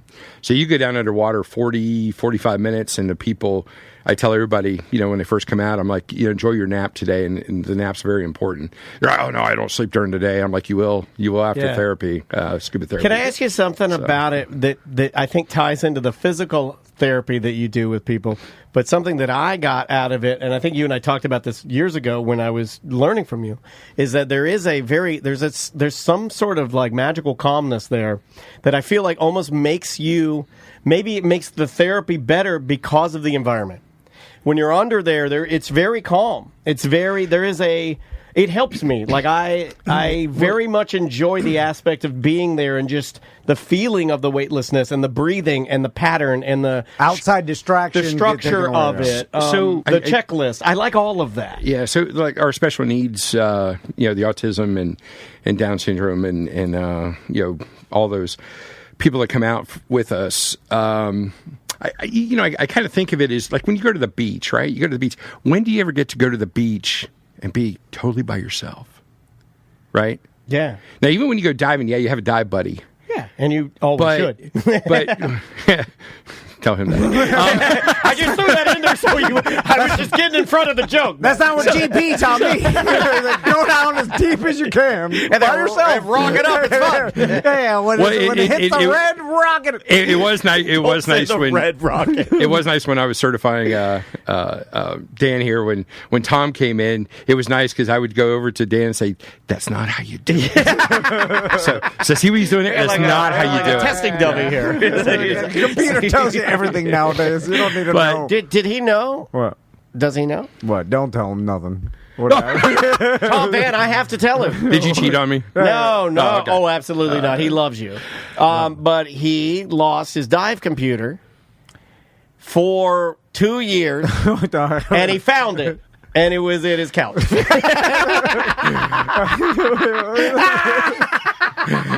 was at the couch in the other room. Anyway, well, with young kids, you have the dry spell. I just blew snot out of my nose. The kids ruined my dream, David. You see? Anyway, he had a really good dive computer too. Well, see, you guys are at the age now that there's a golden age of diving because your kids are at the age to get certified. I'm forcing them to do it, and they're scared. And I'm telling you, it's amazing. So, David, so when did you after you... And your daughter did much better than the boys did. I just stop. Don't do that. She loves it. She's a gamer. While you were rehabbing with your son, were there people that were thinking this was nonsense? I'm sure there was people like traditional physical therapists, because you know before we even go into this question, they use a lot of water therapy in physical therapy. I even saw like an Aaron Rodgers documentary and stuff, like you're walking on a treadmill with your neck deep in water because they use the weightlessness. So like being pool therapy has been used a lot in physical therapy. My mom did it. I just had my hip replaced. I mean, I know I'm super young, but like they wanted to sign me up for all that kind of stuff. So a couple of things with water therapy, and unfortunately, insurance drives everything. It has to be tied into a land-based therapy program. Because that's how they judge whether you're getting better or not, right? And a lot of times you only get 6 or 12 visits, right? Yeah. It's not a lot. Yeah, it's not a lot, but hip, knee, okay, but they're not. You're not totally submerged, so you're not in a weightless environment, okay. And I'm not saying that's a bad thing. I mean, water is great. Yeah. So the one you kind of reached onto the mental side of it.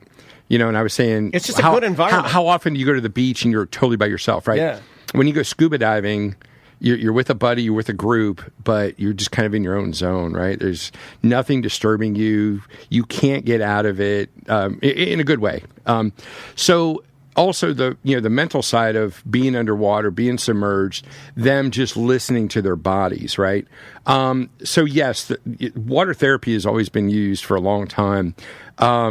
And also you asked, did I Google it and say, oh, this is how you do it? No, there was nothing really out there. There was adaptive, very, very few people were doing adaptive scuba diving then. But yeah, I did get bashed even within the industry, you shouldn't be doing this. You're experimenting with kids. You're, doing this and everything. But I had a couple people, Tom was one of them, Tom Tedesco. Another one was Chad Barbet. Love that guy. He was very influential in the scuba industry, and he allowed me to basically, incubate my the scuba gym and everything we do. And a lot of the agencies, they wouldn't have anything to do with it, But I don't know if I could say, but like now he really kind of fostered that. Help the person where they're at. Okay. And I had the freedom to teach and the freedom to grow that program under the NAUI agency. That's awesome. It made perfect sense to me, David. And ever since we've known you for over a decade now, and then you've told us about your progress throughout the way, and it always made sense to me, especially with people with autism. Yeah, the autism thing, definitely. The spectrum, the Down syndrome, stuff like that. I'm like, yeah, this is a doable and very valuable thing. Because autism is a very sensory... it's like you get overwhelmed because they're basically taking in every sound around them and everything that we can. Well, that's kind of what I meant. Is like that environment is so lovely. I can't think of another adjective. So part of that is you see the people coming in, and the people are like just all worked up, because they can't get away from the world, right? Yeah. And they're all worked up, and that's what the people see, and they're like, oh my gosh, what is David doing? This is it's a different world. This is crazy. In 10 minutes, the reason why they're so worked up is they can't get in the water fast enough, And get me down there, man. And they're down there after 10 minutes. They're making eye contact with you. They're interacting with people. And all of our program is 1-to-1, so they always have a buddy, volunteer with them. That's awesome. It's like you remember Crystal says this all the time when you get overwhelmed or too stressed out and everything's overwhelming, life is overwhelming. Crystal's like, I just want to get the scuba diving equipment on and sit in the bottom of the pool. Tedesco used to do that when he was overwhelmed. He'd go like, I just get the stuff. I go in the bottom of the pool. I sit upside down. And there is, even if anybody sticks their head under the water and then in a pool, all of a sudden things get calm.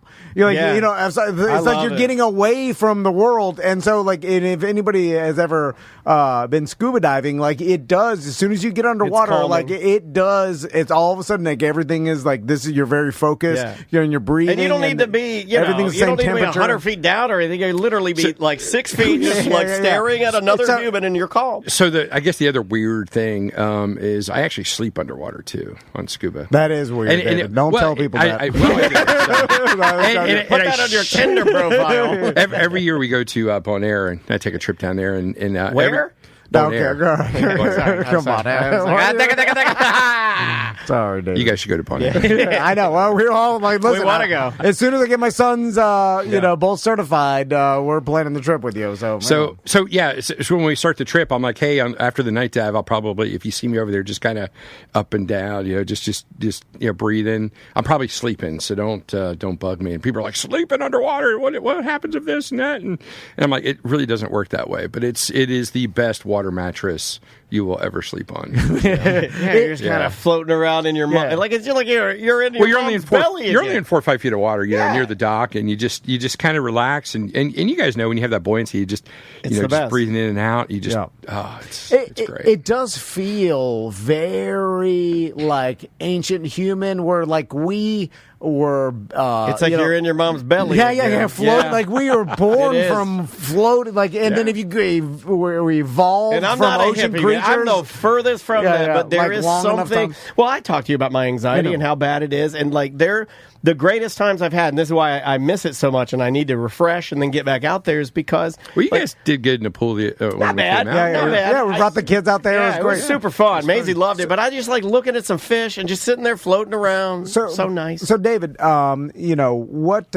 with the kids, and I know you work a lot with kids, and how's it like it work with them? What kind of results have you seen that surprised even you when you first started this? I'm sure like a lot of this was seeing what worked, seeing what didn't. Trial and error. Well, so I was working with some people in a kind of like a PE program for a homeschool group, and so the older siblings were with me, and I came up at the pool, and there was a little boy, and I think he was probably about 8, 9 years old, and he was crying. Right, he was crying on the ground, and he because I was just working in with the physical rehab type thing. I didn't really think about a lot of the autism and things like that at the time. Sure, and this is early on. This is like back when I certified you, and he was crying, and I heard his mom say, "You can't do that." Right. Okay. She said something else, not mean. Yeah. But again, that was the thought, right? Yeah. Well, you can't do that. You can't comprehend this or whatever. And my first reaction was, why not? That's what I said to her.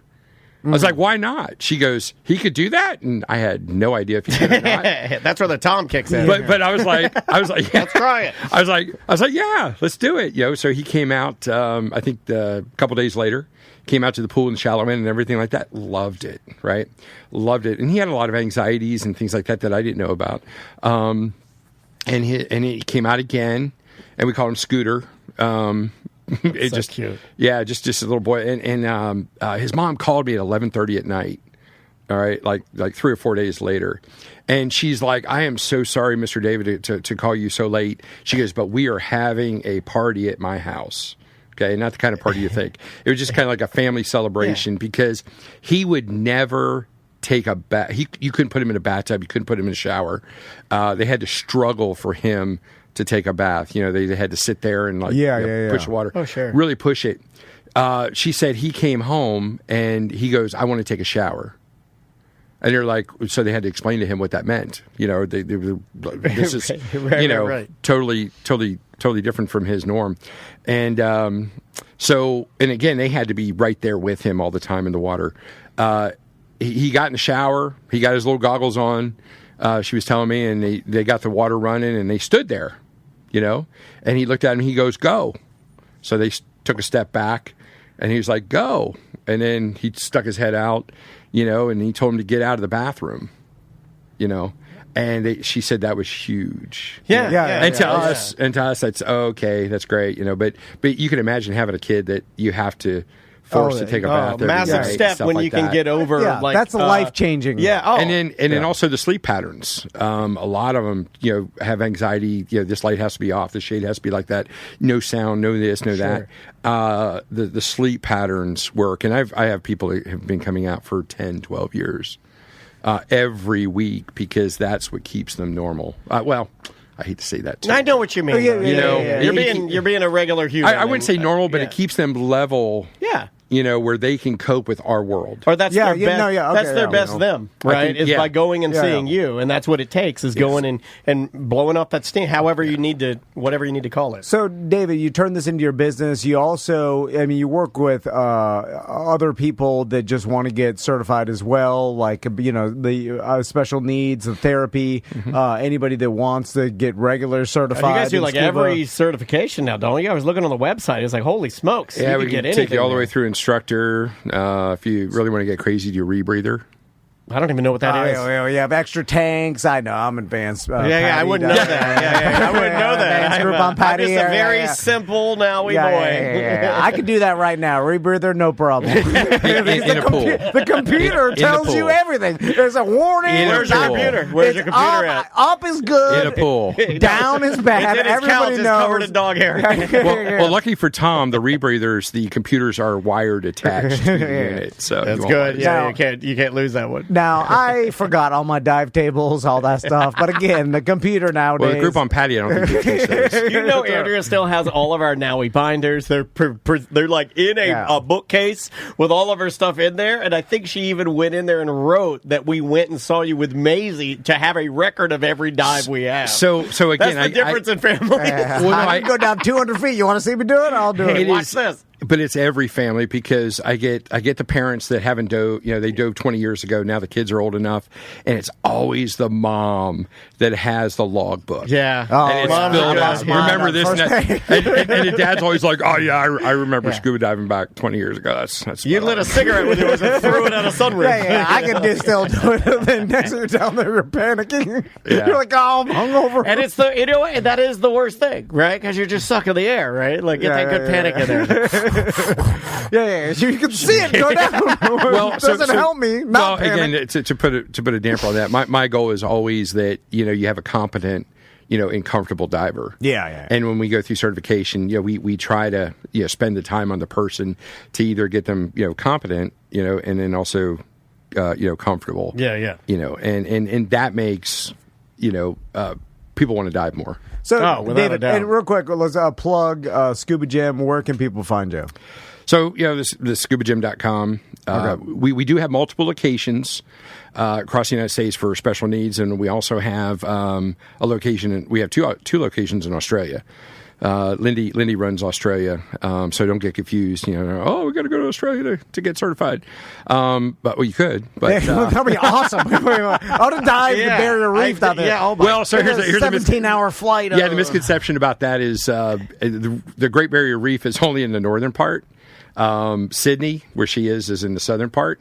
Yeah, it's not the same. I'll just tell people. You don't know. I like how Tom's like, you don't know. We're going to Australia. If I'm diving in Australia, they're like Great Barrier Reef. So, David, before we get out of here, I just want to hear about some of your favorite dive places around the world, because you've been. Yeah, you've been everywhere, Ray.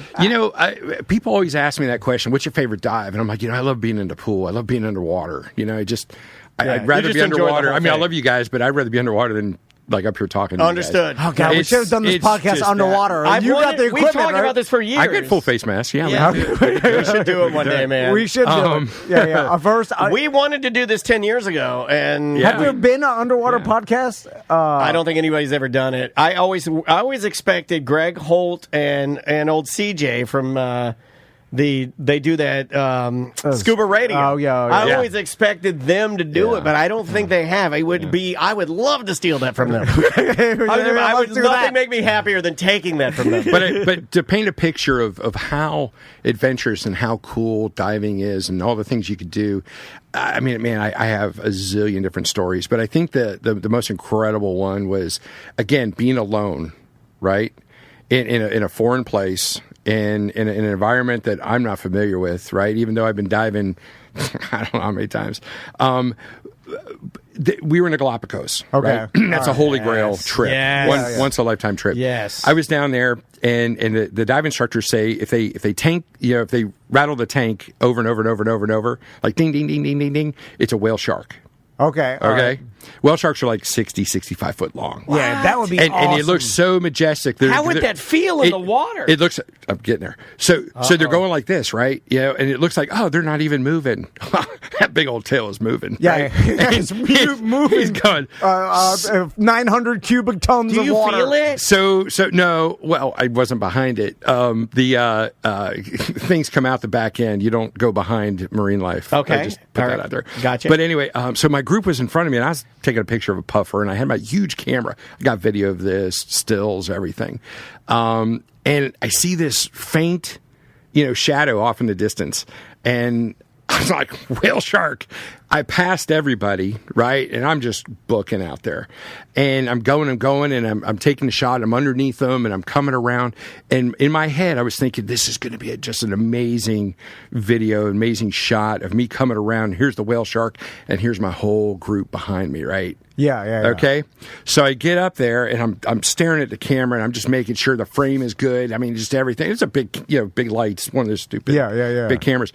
And I come up, and I look in, and I was like, okay, how many, nobody's with me. And I had been going out for about 3 minutes. Now, you're basically in the middle of the Pacific Ocean when you go to the Galapagos. And I realized I was, booking out there for about 3 minutes. And I come around there, and I was like, nobody's here. It's just me and this whale shark. That could be a little eerie. Well, then the first thing is, you always, again, I want to do the right thing. And I was like, I'm in so much trouble. Right. Because you're supposed to stay with the group, right? I feel you. My Groupon training would tell me to dive as deep as possible. First rule of Groupon training, leave the group. So you're out Shoot there. the whale. And there's this big whale shark, right? Just shooting this whale shark. And it was just, mind-blowing. And then, of course, it was so close to me. The fins are so big. Yeah. I high-fived it. Yeah! You're not supposed to. So awesome, dude. You're not supposed to. I want to hug you right now. That's awesome. That's Groupon 101. Yeah, that's the first High-five rule. the animals. But the 8-year-old in me goes, do it. Do it. Just do it. So I high-fived him, and I took the camera, and I did the selfie thing. Yes, So yes. I didn't get the high-fiving thing. You're not hurting him. He's fine. Yeah. So anyway, that was probably, if I had to... That's badass. It's probably one of my top 3, 4, 5. That's cool as hell. I mean, love that. just swimming with a whale shark near the Galapagos Islands. You did, and EJ beat you. He beat you in swimming. That whale shark is fast as hell. Did you do the snorkeling in Mexico?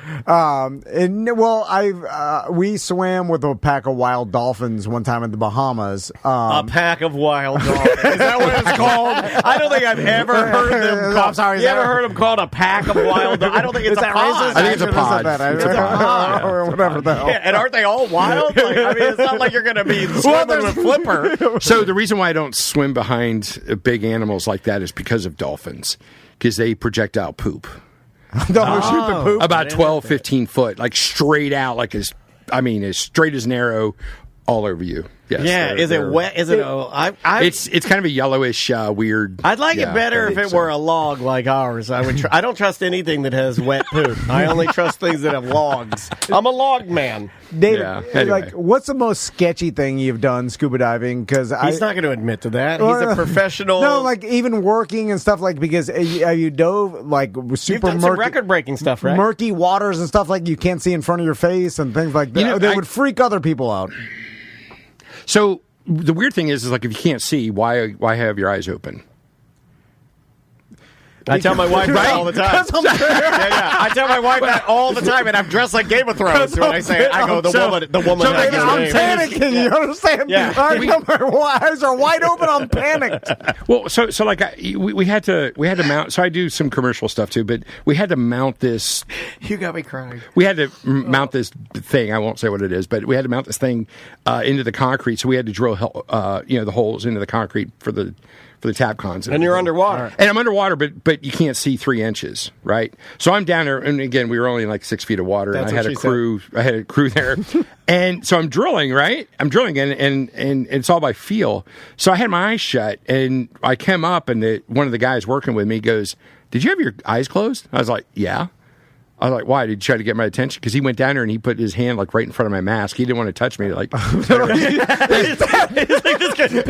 Yeah. So I'm just down there drilling, with my eyes shut, and what else are you going to do? So I think when you close off that sensory, because people can't see, they start to freak out. Yeah. So you just shut that sensory off, and then it doesn't bother you as much. I guess you are amazingly calm. I mean, I've seen David underwater multiple times, and it looks like this is where you belong. Seriously, the most calm. You are majestic underwater, man. As big as I am hydrodynamic. Fast as hell, man. It's kind of why I want to go diving. Bring my sons for the first ocean dive. Just have him around because he's confident. I trust him with my family's life. Because my wife is running a full-blown commercial for you in the chat room. thescubagym.com. And David is an amazing instructor, and everybody that he works with are amazing instructors. Well, my son's a better instructor. And if you're, he's a fantastic instructor, and a testament to the program, the training, and the program David's been putting this together for over a decade now, and so it's so contact him if you have any questions, because he's super or if you want to get certified. David, thanks so much for coming by, man. You're the best, man. That was awesome. I love you guys. That was great. I love you guys. I love these when I find, I've been finding them on my phone. Friends of ours. That's a magical phone. That's a magical phone. Well, I like it. It was 3 weeks ago that you asked me this or whatever it was. So it wasn't last minute. So when I get these last minute requests, I'm thinking, oh, somebody canceled on them. No. So this was actually a fun. No. I was like, Dave would be great to come in and just tell the story because it's awesome. No canceling here, man. We're proud to have you here. Very, very cool. You know who we should reach out to? We leave with this. I don't even know if he still does this. But Tedesco used to make paintball bazookas. That was his secondary thing. He's like, I made a freaking paintball bazooka. He has a 40-second thing always going on. I mean, he has first thing, a second thing, a third thing. Yeah, Tedesco's always going. You call him at 8 o'clock at night, dude. What you doing? He's wild. I'm like, you don't even do that. He goes, I do know. He's awesome. Need to get him in here. All right. Well, oh my gosh, that's going to be 3 hours. Well, maybe we'll bring you back in at the same time. That would be fun. All right, we will see you tomorrow. Welcome to Corporate Time with Tom and Dan. I'm Tom. I am Dan. Super excited. We got a guest, but is there anything we got to get out of the way? Because I'm going to give this guy maximum amount of time on the show. Well, you could sign up to become a BDM at tomanddan.com. Yes. It's our subscription service we've had for over 10 years. We do 2 private BDM events a year. Planning a couple of those currently. We just did a BDM show. Actually, just recorded it not even minutes ago. With Jim Colbert. That'll be this Monday's BDM show. So we do a show only for BDMs every week. Find out what Jim Colbert really thinks about his executive producer, Jack Bradshaw, when you listen to our BDM show. And you could sign up. There's a love meter, so you could choose the bottom cold fish. Why would you start with that? Why? $195. This is what I was telling him about. Why would you? You don't want to plant those seeds. You go there's a love meter, and you could even go as high as $10.95. Oh yeah, you see that's that? better. Never that's better. say you never plant the seed of the $195. Yeah. I'm like, that's all it's worth. He's in a bad mood. Somebody needs I'm some joking. food. Anyway, so subscribe to become a BDM. We are a small business in Orlando, and we survive off subscriptions and advertising, and that's the truth. Yeah, and we have new merch on tomanddan.com. Awesome straw hats made by Hidden Skins and the Danger Brain, and some sun shirts. So that's at tomanddan.com right now. Really good quality straw hat. There you go. On the couch with us right now, he is a listener favorite, and dare I say, a favorite of both you and I. Ladies and gentlemen, Dino Jimmy's here. How you doing, Jimmy? Hello, everybody. Oh, it's a wonderful day in the neighborhood. Thank you so much for having me back in. Oh, that's copywritten. I'm going to have to ask you to leave. Not allowed to say that. It's a fantastic afternoon in the subdivision. So that's a quick pivot, man. You must have taken improv classes. That was great. So Jimmy has a movie coming out at the Enzion this Sunday. He's got a meet and greet scheduled before the movie starts, right? What time? Yeah, so the movie's going to start at 11 o'clock at the Enzion Theater. The movie's called Why Dinosaurs? And it's going to be a fantastic event. It's a whole VIP. We're going to have a red carpet, or we're going to have a bunch of dinosaurs hanging around outside of the Enzion Theater, so you can actually hang out with them. They're going to do a whole special dino-themed menu for everything. So it's going to be a great experience for everybody.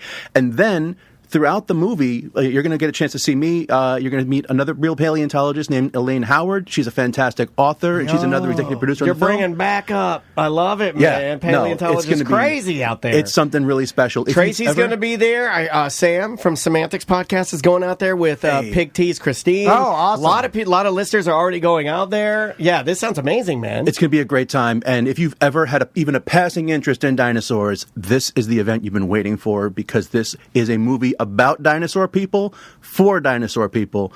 Made by dinosaur people. Dubu. It's like Dubu. It's a Dubu. Yeah. I messed that all up, but you know what I mean. It's Fubu with dinosaurs. Yeah. It's black dinosaur. It's a dinosaur Fubu. No. Yeah. So, Jimmy, tell us about the movie. What's in the movie? So the movie is actually it's a really cool story. It's a young dino-obsessed kid named James Pinto, who his dad is a filmmaker, and so he's a professional videographer for like corporate videos and things like that. And James was always really passionate about dinosaurs, as most kids are, but he also had a bunch of questions about exploring why dinosaurs are intriguing and why people pay attention to them. He won a science fair project for some work he did about Spinosaurus. Nice. And so he said, let's tell that story, because every kid goes through a dinosaur phase. We all have this favorite dinosaur. You right now, you're listening, you're right in the chat. What's your favorite dinosaur? We're going to see it on the screen. I want to see everybody's favorite dinosaur pop on the screen right now. Be careful what you ask for. You're going to get a lot of pussy. Sorry, Jimmy. It's all good. Megasaurus. No, it's good. Yeah. Megasaurus, like a lot of puss. Come on. I like the booger one. You can use the boogers. Use some of the real ones, like Erectopus is a real dinosaur name. I see you've met my wife. So they traveled around trying to answer this question about why people are so infatuated with dinosaurs. And so every time that they would visit a new city or a new town, they connected with the museum and they met some of the world's most foremost paleontologists to really try to answer this question. So this is like a dinosaur movie, almost through the eyes of like that kid that we've all been. Yeah. So it's through a kid's eyes, obviously. We're following it through James's vision, and he starts off as like a 9-year-old kid all the way up through. I'm not going to spoil it, but he grows. Okay. He grows throughout the film. Yeah, and there's over 60 different interviews with these famous people in the world of paleontology. We got Colin Trevorrow, the director of Jurassic World, is in this. You get to go on an actual fossil dig with Nazar Ibrahim and dig up the latest Spinosaurus information. So Spinosaurus is in the news every couple of weeks. Because you find something new. You're going to be part of one of those news stories. You're going to see how he found the flappy tail that let that thing swim, and just see how so many people, scientific and also in regular life, are just so enthralled with these animals. And it's like that line in Jaws. Like if I say, Glyptodont or mammoth, people are like, huh, what? But you say T-Rex, and you got a part in your hands on July 27th. Yeah, you're right. You're not wrong, man. The marketing of dinosaurs has gone really well for for the brand of dinosaur, and it started obviously with Jurassic Park, I think. Yep. Because that, for me, is when the explosion of popularity of dinosaurs really in humanity, right? Like, there's never been a more popular time for dinosaurs than after Jurassic Park and the subsequent, Jurassic Parks, and really people, because of that, then people went more dinosaur centric because they're like, oh, people are interested in this. But dinos had a good, even before Jurassic Park, I feel like dinos were always top 3 little boy, little girl toy, and I don't really know why, other than the fact that they are real monsters. Yeah.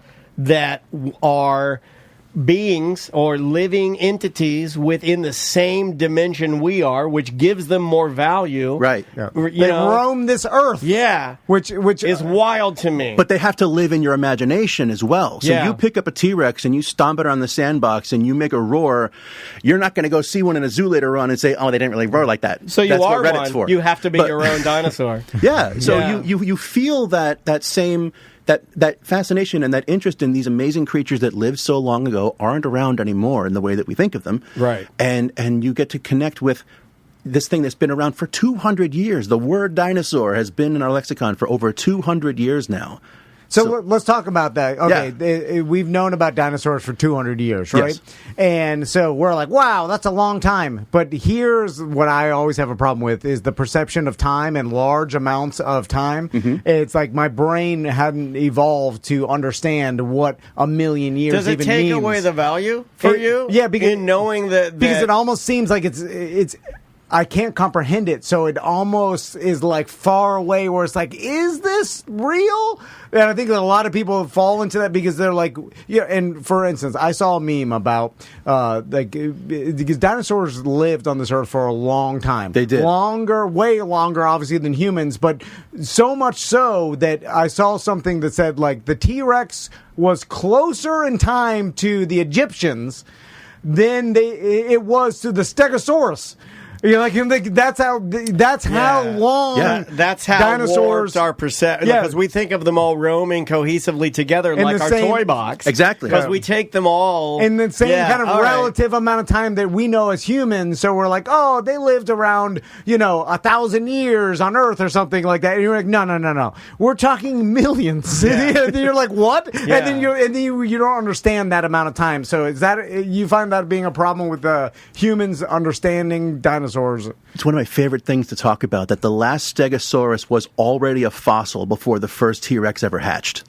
Hold on one second. You know what? I don't want anybody ever thinking I'm not a fair person. I'm going to give him the camera and say, good question. It's a new thing we do on the show. When well, I get all my information from memes. Memes and TikTok. I will learn an entire college education through memes and TikTok. And I'm going to teach my sons this way. I'm going to be like, you want to go to school for business? Just search business on TikTok and watch it for not gonna work out 2 months. You'll get the same education. Anyway. As you were saying. So, the Stegosaurus was already a fossil before T-Rex even existed. And it's such a mind-blowing thing because, like you said, every single box of toy dinosaurs you get, you're going to have a T-Rex, you're going to get a Brontosaurus, you're going to get a Stegosaurus, you're going to get a Dimetrodon, which was actually gone before the first dinosaur even showed up. That's from a totally different time period. That looks like a Komodo dragon with a sailboat sticking out of the back of it. That's one of my. That's a fan favorite. It's a really cool creature, and blowing your mind right now, it's actually more closely related to us than it is to the dinosaurs.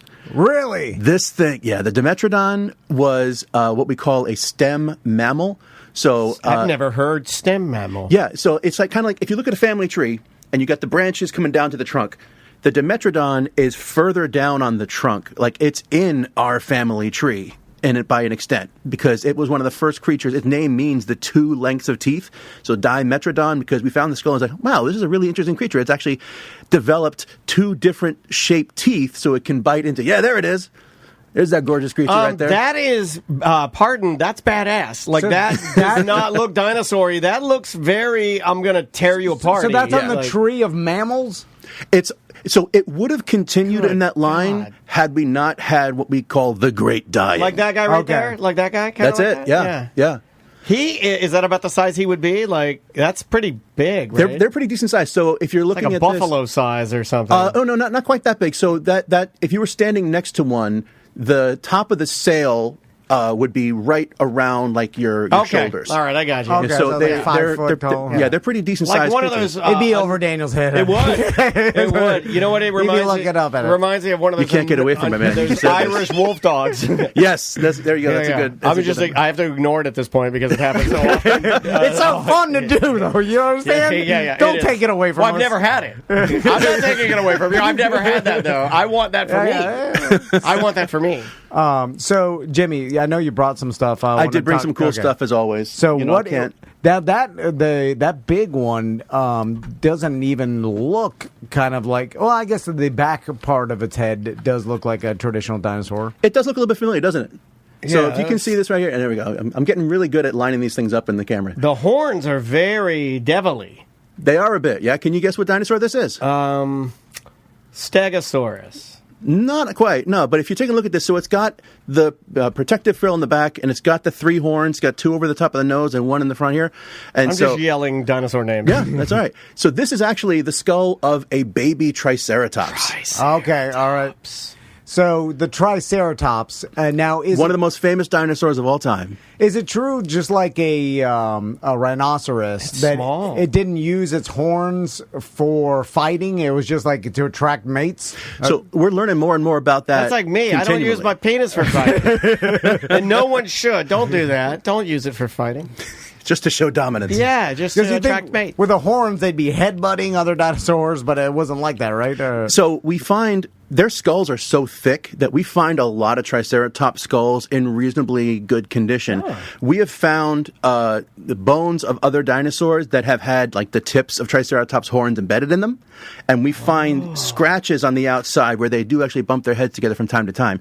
Now, what's kind of changed for our perspective on this, once we found the skull of little baby Lori here, her name is Lori. Her name is Lori. That's lovely. And we find that her skull, actually, the frill is separated into separate pieces. And kind of like when a newborn baby human... still growing together? Yeah. So they fuse together, and their skull changes shape over time. And so you can see a young Triceratops where the horns are really massive and they curl out. They kind of curl out, yeah. And then when they get older and older, like the back of the skull just widens out. It's like, I'm just going to wear what I feel comfortable in right now. Yeah, and moo-moo. That's it. So, Jimmy, that's cool, man. How do paleontologists go about figuring out the behavior of dinosaurs based on fossils? Because that's what I always found interesting. Is like, okay, we know what they look like based on the fossil, but how do we know how they behave? Well, it's like finding the man who was pleasuring himself in the ashes of Pompeii. It's like, I think I know what's happening here. It's like you just... I'm not going to run away from this. Yeah. I'm not going to make it. You get small clues based on injuries and things of how they lived. Detective work, right? That's exactly what it is. It has to be a lot of paleo sleuthing to figure this out, because behavior doesn't necessarily fossilize, because we find the hard pieces, the bones, the teeth, the claws, things like that. If we can find something like, when we're more careful in our methods, we can find bits of skin. We can find the internal organs. Tracy actually just sent me a link the other day. There's a story in ABC News just a little while ago about a dinosaur mating area that was found in Colorado. There's a place called Dinosaur Ridge. It's in Colorado, and it's been there for 20 years. Don't take my daughter up to Dinosaur Ridge. That's how I'm playing the role of a dad dinosaur. Let's go see what all the action's about. Yeah. It's like Lookout Point. That's it. That's right? it. You go up there in your 57 Chevy with your dino gal and you make out. So you see all the footprints here, and one of the ways we figure out the behavior to an extent is that we find all the different tracks all scattered around. And so we look at it and we're like, this isn't just walking. These aren't necessarily fighting. This is one dinosaur standing here, and the other one kind of like standing next to it, forward and back, and like getting its foot. And it's like, oh, okay, we see what's going on. Oh, they're both. I see what's happening here. So we can kind of figure out from what evidence is there and think, what could be making this, and then try to prove that that's not what was happening there. By the way, you couldn't tell I was boofing by my footprints. That's weird. No. You're like, what the hell is happening? Mine is like, well, there's only one set of footprints here. And I'm like, I was carrying you the whole time, my son. Jesus Christ. Real quick, the chat room wants to know if you have ever played the video game Ark. Yes, because it has it's all about, like, you are at a Noah's Ark. No, it's a survival game based in the time of the dinosaurs, and they're claiming that they got all the dinosaurs 100% correct. Is that like true? So when the Ark Survival Evolved game first came out years and years ago, I tend to look around to see what kind of good dino games there are out there. So I was actually an early backer on that game when they were on the Kickstarter portion. And, they did a pretty cool job of making dinosaurs that were, cool looking and impressive looking, but not necessarily aligned to the scientific stuff. So like their Triceratops has a bunch of extra horns jutting out where it doesn't need them. Their T-Rex has way too many teeth, and the things are not scaled right. But when it came out, I did say, upload my brain into this and just leave me where I fall. Like, I just wanted to live in that world. Oh, I like that. Yeah. Yeah, but Ark was such a cool thing. It's like Minecraft in a museum.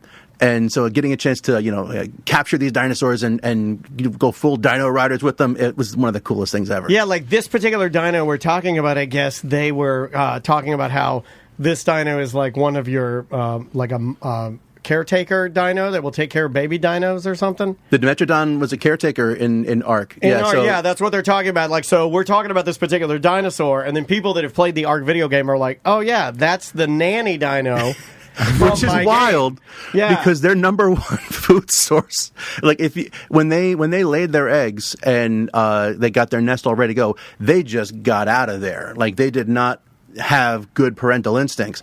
And the Walking with Beasts was a documentary, like in the vein of Walking with Dinosaurs. Okay, they had Dimetrodon in a family in that one, and it's like, well, the babies have hatched now, and mother's coming back. But that's not good, because she doesn't recognize them anymore, and now they're on the menu. So they had to run. Oh. So they would rip them all apart. Oh, my God. Well, imagine you. Oh, yeah. my God. Well, I imagine dinosaurs, or since they are, early birds, like birds will throw their own babies out of the nest if they find a runt or one that's not going to survive. Yeah. It's like, you tell me this a lot to bully me. And, yeah. So it's like, the wild animals, they're hard living. Like, they don't, they're whole. See first word, right? Wild. I mean, like, that's what they do. We put our human emotions on it. Like, how could you throw your own baby out of the nest? You're like, these animals just want to survive and make sure their babies survive. And if this is going to make 2 out of the 3 babies survive, they're throwing the third runt out. I also think that sometimes throwing your babies out of the nest, like humans, we do a modern version of that. Like, leave your infant in a car while you go inside to get a drink. It's just a different style. In that same vein, but the Dimetrodon's looking at it like the rotisserie chickens at Publix. So like, 10 more minutes. Yeah. So what other stuff did you bring in, Jimmy? So we kind of talked about how the importance of Jurassic Park influencing people's enthusiasm for. You've seen the new one, right? I have seen the new one. I enjoyed it. A lot of water dinos, right? So you saw the Spinosaurus swimming, and the reason we know the Spinosaurus swam is because of the work that Dr. Nazar Ibrahim did, and that's actually a scene you're going to go through in Why Dinosaurs. So if you come see this movie, you're going to see why we know the Spinosaurus swam. And so then they took that info and used it in the new movie.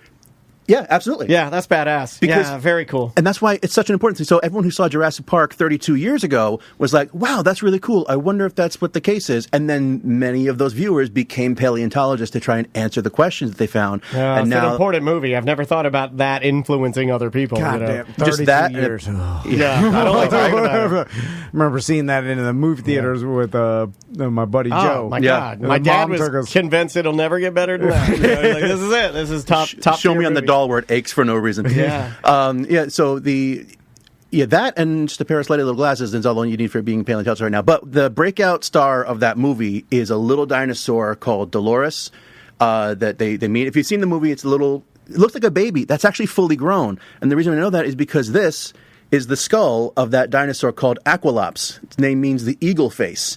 So the whole dinosaur... he just left.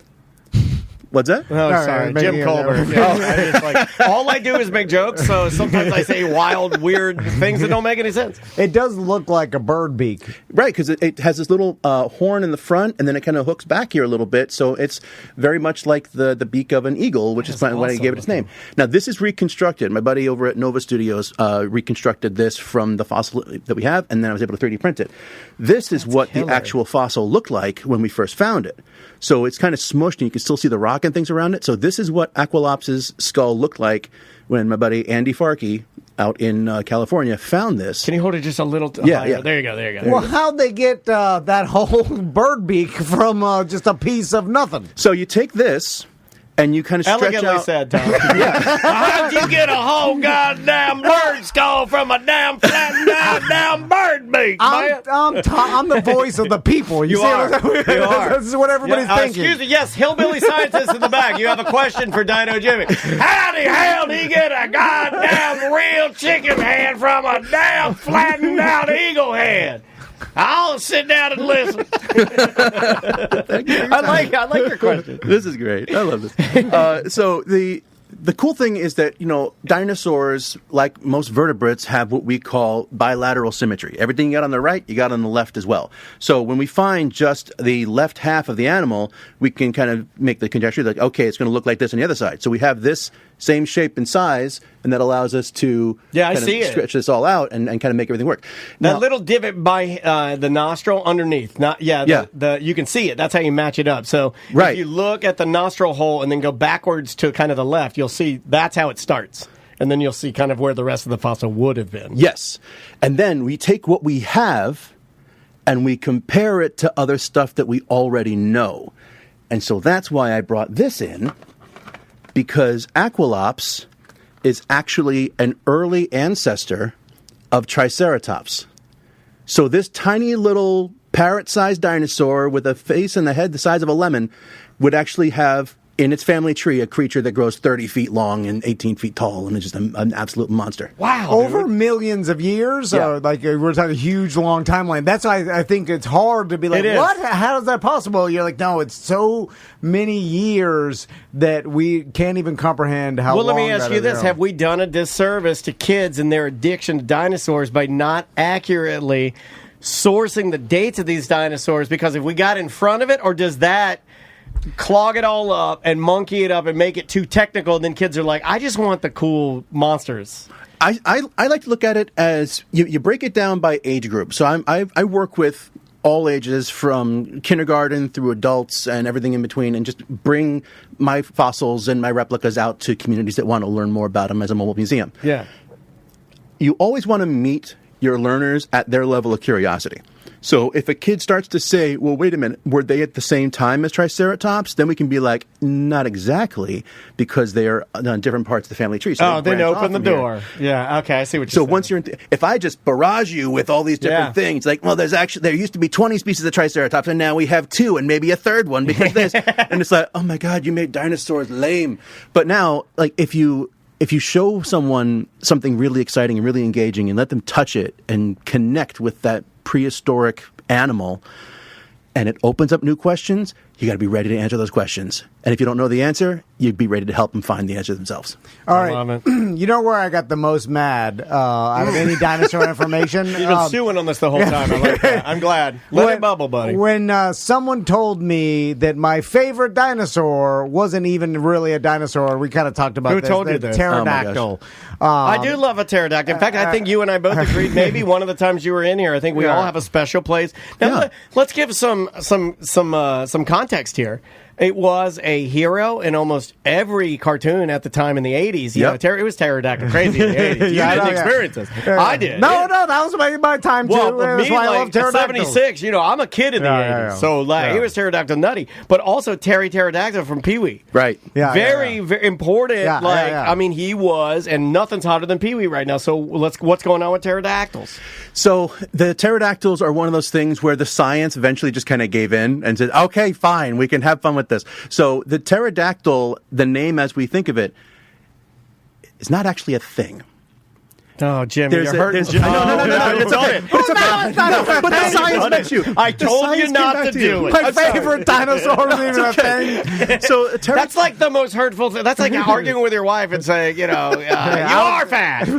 I never loved you. Who told you to buy the dress? You loved me a little bit at some point. Yeah. Never. Come on. You loved me. No.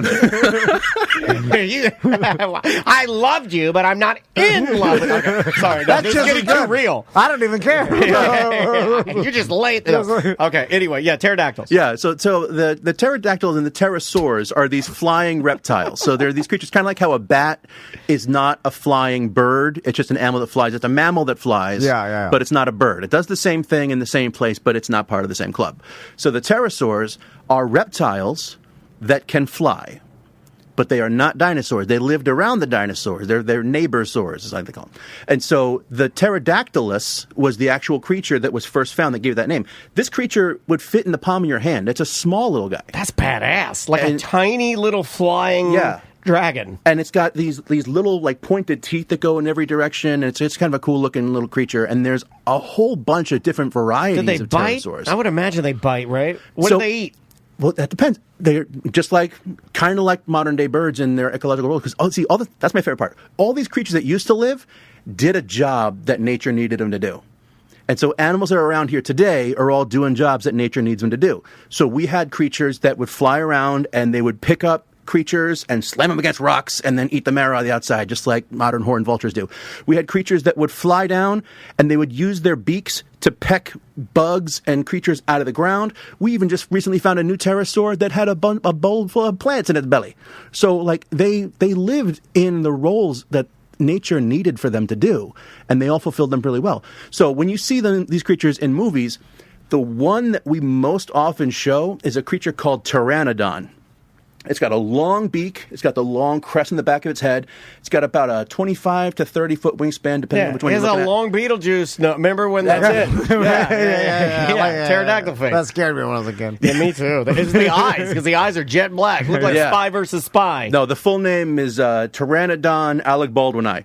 That's hilarious. Oh my God, that's great. And so the whole animal would look like this, and it would be something. It was so distinctive. So that's the one that you see. Terry from Pee-wee is a pteranodon. The ones that you see. Oh, now you're going to tell me that they don't exist now. Oh, no, Pee-wee. But what the movies and TV also like to do is they like to give them a beak full of really sharp-looking teeth. So the ones in Jurassic Park 3 and all those things like that's not a real thing, is it? Well, the animal's name, pteranodon, literally means wings but no teeth. Oh, so, well, then why would they do that to us? Because it looks That's cool. That's a middle finger, isn't it? The marketing. No, but it's a middle finger. Cool. If you use the name, and then all of us like, oh, that's cool, pteranodon, and the name actually means wings but no teeth. Right. That's insulting. You're with us now. The scientists have been like this for decades. Okay, all right. So what we did was we said, okay, we're going to meet you in the middle now. We found this new creature.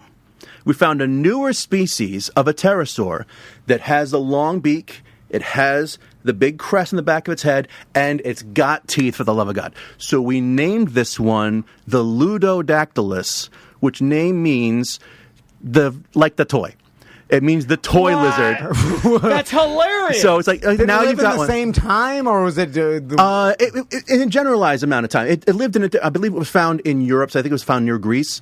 But the Ludodactylus is one that's like, okay, you've been making this toy for 75 years. Here's now an animal that looks like that. Call it this from here on out. Go, Ludodactylus. Enjoy. Have fun.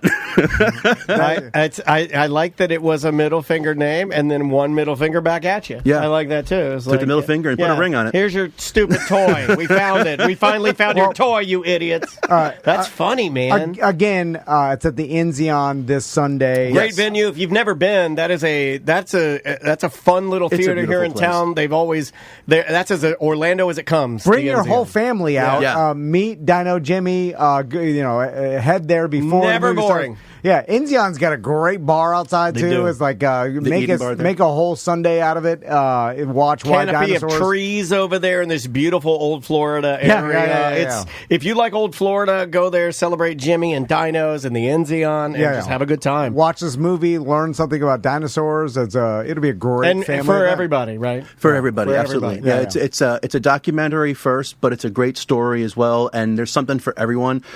There's full animated sequences that take you on this adventure. You're going to learn the origin of the word dinosaur. And Enzion has done such a wonderful job of making this so welcoming that when you go to that beautiful glade with like the overhanging oaks and things like that, there's going to be a live raptor in there waiting for you too. So oh, that's awesome. Well, it's the perfect environment for the event because it does look. I mean, if there was ever a place that to me looks like dinosaurs would be stomping around, it's like when we go camping in the Peace River. Yeah, I'll get high enough sometimes. I'll look around. I'll be like, "This is where the dinosaurs were," because it just looks all cool and it will be Sunday. That's awesome, man. Well done. Well, I hope you have a great event, man. Thanks so much for coming by, Jimmy. And thank you again for having me. As and always. If people want to follow you on social, what's your social media? So follow me on Instagram at Dinosaur Podcast. You can see the adventures of what we're doing here. You'll see a lot of more photos of the setup we're going to have for this, and see how we can come out to your community center, your library, things like that. And we're actually working on building a physical museum here coming up soon. So more on that as it develops. But right now we're in the part right now where the city hasn't told me no yet. So that's something. That's something. I don't know if you know this. I don't know if you know this, but when it comes to city education and museums, history centers, libraries, science centers. Mm-hmm. The buck stops with Tom and Dan. We're the movers and shakers when it comes art to and science art and science. History. When you think art, science, and history of Orlando, the buck stops with T and D. And I'll die on that hill like pterodactyl. In my eyes, BDM stands for Build That Museum. Hey, you're good. You did take improv classes. This guy's got the goods. All right, we'll take a quick break. We'll be right back with more Corporate Time. Welcome back to A Corporate Time. We've got Fairvilla Megastore in studio with us. We got Joe and DJ Zwane here, and we're here to talk about July 30th Megastore party that's going on. It's going to be from 7 to 9 p.m. Back to the Megastore. Summer party. I love it. Well, you know, we do these 3 times a year, right? So we have the sweet and, last year we did sweet and spicy for Valentine's was our last one. Then we have this summer party, and then we do one for Halloween. So it feels like we've been off for a while, and the world's kind of been waiting, and we are coming out with style. Nice. I'm so excited. Like, am I excited? I get text messages at night telling me how excited she is about it. I tell people all the time, like, Fairvilla Megastore doesn't F around when it comes to throwing a party. No. Like, when you go there, you're like, whoa, wow. They literally roll out the red carpet for these parties. Step and repeat, and, like, it's fancy. And they want you, and correct me if I'm wrong, both of you guys, but I'm pretty sure I'm correct. Dress up, dress nice. This is the time to show out. If you want to wear something that gives you confidence, it's Pitbull, time to... river run through pants and white. Yes. You put your pecker pants on. Down there. Pants. You want to look like Pitbull Bezos? Exactly. Yeah, that is the vibe. We're going with so here's the deal, Felicio. That's the big deal. That's actually what we're celebrating. Yes. Is Felicio. So our mascot, wouldn't you? So the pink flamingo, right? The pink flamingo was originally drawn in 1976 and has been our mascot and around for a while. But when COVID happened and we had to pivot, so did our branding, right? So we went health and wellness, and Felicio kind of took some time off and headed to Miami and did his thing. I didn't know that the Fairvilla Flamingo was named Felicio. I thought that was a Hispanic porn star that was coming to the party. Felicio. You're like, you wait to see Felicio. And it's close to something we all know, but it's Felicio. It's Felicio. Felicio, not now, Felicio. when I say it in French, or I've had one too many, it might change. But I actually left the flyer because I want you to see him. You should see him. Where is he? Because one of the things, I put it in there. It is. Okay. So one of the it's on our shirt. Here's Felicio. There he is. So one of the amazing things he's in good shape. He's such in good shape, and that is thanks to Chill Artistry. So you're gonna meet the local people that are actually involved in bringing back our brand, bringing back our culture, re-inviting Central Florida, and they're all going to be there in one place, and it's the coolest party that I've been part of. So it's like reintroduce yourself to Felicio. Allow me to reintroduce themselves. Allow me to reintroduce myself. That's right. My name is Felicio. I need a drop on that. I know a guy. I'll get you one. They could build a Felicio mascot, a full flamingo mascot suit. Yes. I need his number, sincerely. And for the right amount of money, I know something about being a mascot. What? Wait a minute, you're thinking about putting the... wait a minute, this is like F1 one more time. Remember, because the premise of like Rambo 2 of F1 is old timer. He was Drunky the Bear back in the day. And then Fairvilla needs you to help rebrand, bring the brand back out. Felicio's on the streets again, but they need they need a great mascot guy that knows his boots on the ground one more time. So Joe and Bill Murphy and Zwane land a helicopter. They land a helicopter, and your bitch back there tending your garden, you're trimming. This actually sounds like a Tuesday. He's got tiny dukes on it. He's got a Japanese headband. I'm holding a giant log for some reason. And you're back there working with your plants. Your sons are inside ignoring you. Your wife is mad at you. You hear the helicopter land. You take out both of your earbuds. You look. Joe is walking to you. The air wash of the helicopter is blowing her dress. She's like, I got to talk to you. And you're like, what did I tell you? I said I'm never going back. And Joe's like, we need you one more time. We need you, Felicio. We're bringing Felicio back, and we need you. And you're like, what did I say? I told you I'm never going back. And then Joe says, the butt plugs, they're in trouble. And you're like, I'll do it for the butt plugs. And you get on, but you grab you just grab the bottom of it, and they fly away. You're just holding on. You're just holding on. Yeah, you're not inside the helicopter. You're just holding on to show your brute strength. And I'm like, Felicio stands on his third leg. And that's how it starts. Then you cut to black. Cut to black. Produced by Dick Wolf. Yeah. There you go. I was thinking that's actually a safe way to finally get you through secrets. Put on a flamingo mascot uniform. No, you'll know it's him. You're just checking out the scene. Right? Why is that flamingo shaking in the corner? I can't even see his face anymore. Joe, there's an oversized flamingo in the shower again. Call me crazy, but I don't think his arms are in the wings anymore. I think they're down on the side. Oh, no. He's trying to take pictures through his feet holes. Jesus. And there's the glasses problem. Yeah. Oh, we are out of control. I can see the green tint of the eye poke through the eye holes. Okay, so we're going to pretend that all that happened, and he listened because he's coming back. So on Wednesday, literally next Wednesday, the 30th, Felicio is making his grand re-entrance into the mega store. Oh, yeah. And it is super exciting. We actually have all of our stores being represented. You know, we talked about it's not necessarily a brand relaunch, but it is a reintroduction. Sure. We have learned, and especially within the last decade, 70% of the people that live here are new here. And 70% of those people have only been here for less than a couple years. And so we've been here for 50, but they don't know that we're here for them. And so what a way to bring in all the Latin vibes and a little bit of history and welcome them to Florida and our house and showcase that we have 6 different locations in Central Florida, all with a different attitude. So Felicia's dressed differently in each location. That's awesome, man. And he has an accent. The Spanish one has an accent. Oh, I love it. I love it. So it's from Sanford. Yeah, I like so fun. And this is where Fairvilla makes the difference because they care. They actually care about their stores. Well, all their products are vetted from and companies they've worked with for decades and decades, and that means when you buy a product, you know it's good quality. You know that it's going to work the right way. And somebody there has used it and can tell you about it. I mean, that's the most impressive part is that the personal shopping aspect of Fairvilla is really good. And education matters. Yeah, and it's impossible to get that if you're just searching, buying online, and you're buying some garbage that, guess I what? Wouldn't do.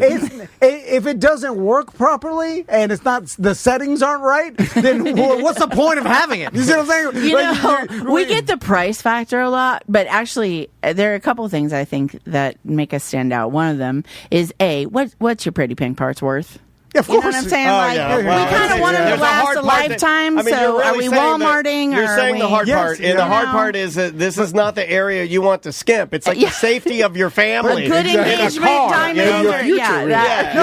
But also put a pawn shop to buy your. And then but in the settings are all off. It's like ultra violence, and it's like with companies that have been doing this for decades. They're not just throwing together the cheapest product, just like make it vibrate, it works. Like no, that's not how it works, right, Joe? Right, no. Like you, like these companies have been testing these products, research and development for so long that when you get something from Fairvilla, you know it's high quality and it's going to work towards the purpose you're trying to get it to work towards. Yep. And you can be open to be honest about what that is. So that does, and thank you so much, gentlemen. We so appreciate that gets noticed in the community. But what also really, I think, makes us pop out is our community partners.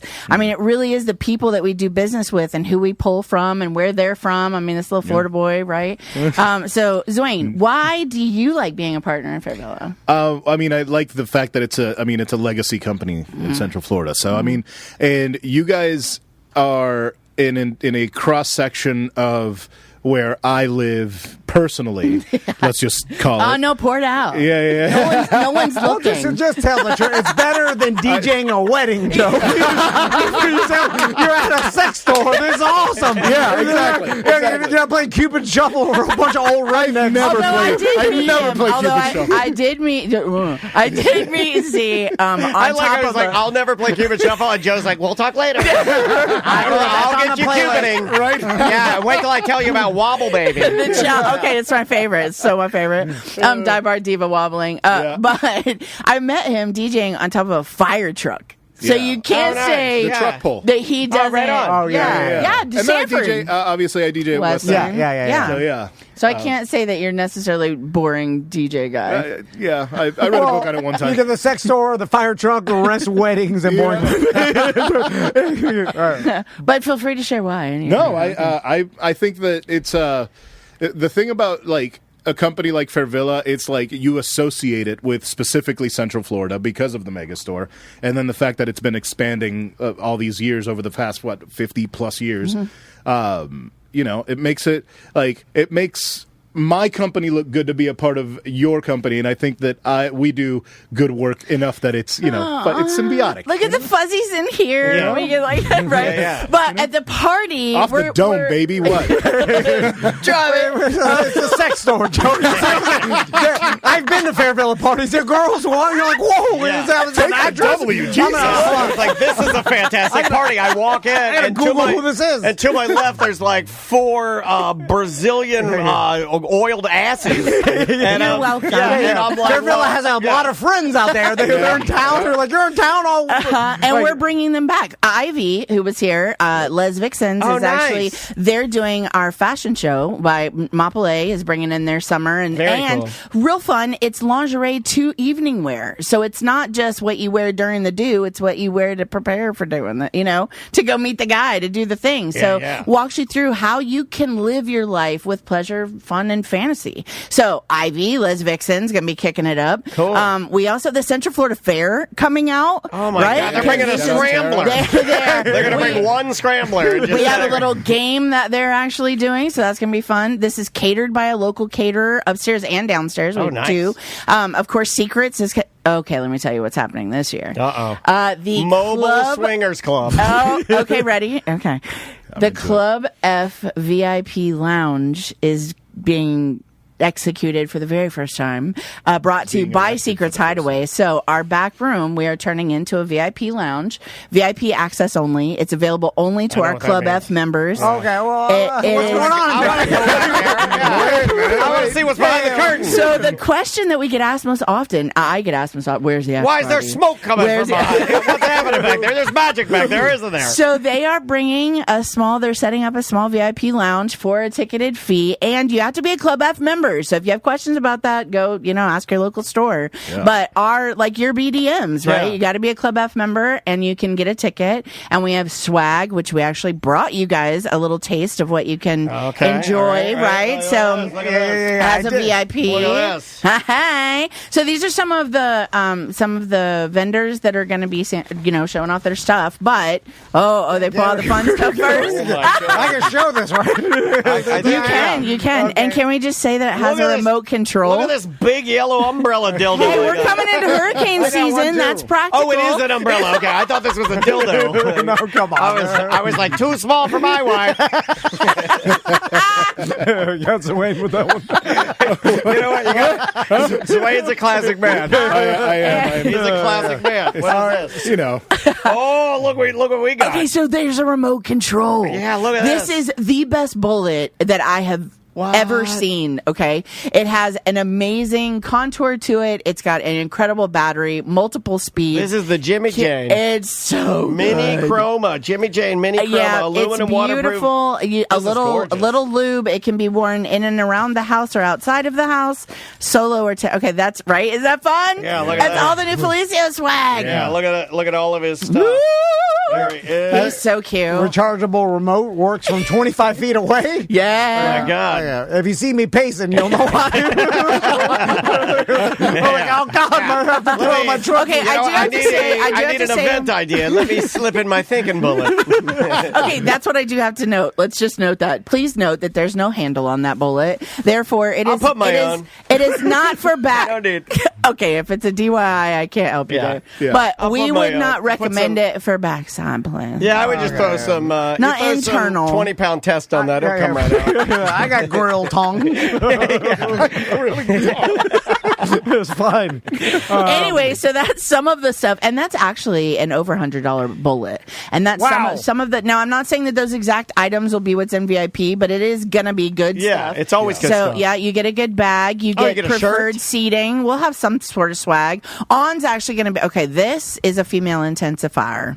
Have you guys familiar? Well, No. female intensifier. I don't know what that means. What is that? It is. What is it like? What's it like getting jalapeno on your peanut gallery out there? Is it like putting some It's more jalapeno like, juice on your C part for P parts? Not jalapeno juice, more like a jackhammer. Oh. At different levels of intensity right on the little man that drives the thing while you're doing the stuff. The C part on the P part is what I call it. Explain it to me like I'm a 3-year-old. So Don't explain it to a 3-year-old. It's a little gel. Yeah, your frenulum in the back of your throat. Yeah. It's a little gel that you apply to the girl's most sensitive area. Okay. And you allow it to intensify while the evening moves about itself freely. And as that... Well, it doesn't make that noise. It makes that noise. Are we For testing her, it audio might. right now? For her, it might. I will tell you that there are moments where all of a sudden she may be sitting there and all of a sudden going, oh, oh. My wife already does it, like Daffy Duck laugh. Perhaps someone else would have a different reaction. I'm not sure that would be mine either. She hops on her ass like Daffy Duck. Point is that she could feel it without any additional... Wait a minute. So this is like a gel to replace me? No, to enhance your efforts. Okay, all right. Or have multiple efforts that help you be in multiple places at the same time. How do you get past the guys, and I'm not one of these, and neither is Tom, but how do you get past the guys that because it's the number one thing where they're like, well, I don't need any enhancement. I do it just good enough. You know what I mean? Those guys that are like, my woman don't need no enhancement. I'm handsome enough. I feel like in today's day and age, men are actually... will solve itself. I think, but I think that they're also opening up to caring about their partner and really figuring things out. You know, menopause isn't a dirty word anymore. Right, so when he notices that things are changing, we're having real life conversations where we didn't before, right? That used to be the attitude. It may be the public attitude. But in private, with us and our educators, we help them. Yeah. And here's my explanation to that guy that says he doesn't need any There's a lot of those guys. Hold on, let me record this, Tom. Remember when Mark McGuire and Barry Bonds broke the home run record? Sizably. Sizably. And then what did they find out? Some would say the most exciting season of baseball we ever had, right? Like when they were chasing. The Sosa McGuire? Yeah, when they were chasing? Yeah. 1997. That was huge. They were. My wife loves Sammy Sosa. Enhanced. And so this is like the Mark McGuire for your clip. Hey! You know what? That's a great way to tell a boy. No, yeah, that's great. Sorry. It's fine. I'm sorry. Right. Sometimes I didn't say it. Sometimes you just want to yell the word you like. Yeah, I do that at church. Sometimes you just get overcome with the spirit. You just gotta let it out. It's just a tick. It's just a tick, right? It's fun. Just a tick? It's a good one to say with you go. tick. Yeah. All right. So this. Let's recap. Do you have to sign up anywhere for this? You have to this is register. So we do have an Eventbrite link, which can be accessed from any location. Our website has more information. It is a free event to attend. VIP tickets, actually, I think that we only have maybe 8 left at this point. Louise. Yeah, it's very exclusive. So word has started spreading again of how fun your parties are. So. How do I get into that club in the back? So you have to get a VIP ticket, but you have to be a Club F member. So being a Club F member, it just means that you're part of our family. You get free stuff and discounts, and like we spoil you rotten. It doesn't suck to have that happen. Well, you get the you have access. You get the most knowledge first, too, right? Yeah, you get exclusive events, and we have free classes that we send out. I think Talk Nerdy to Me is actually coming out next month, so free how you kind of exchange that.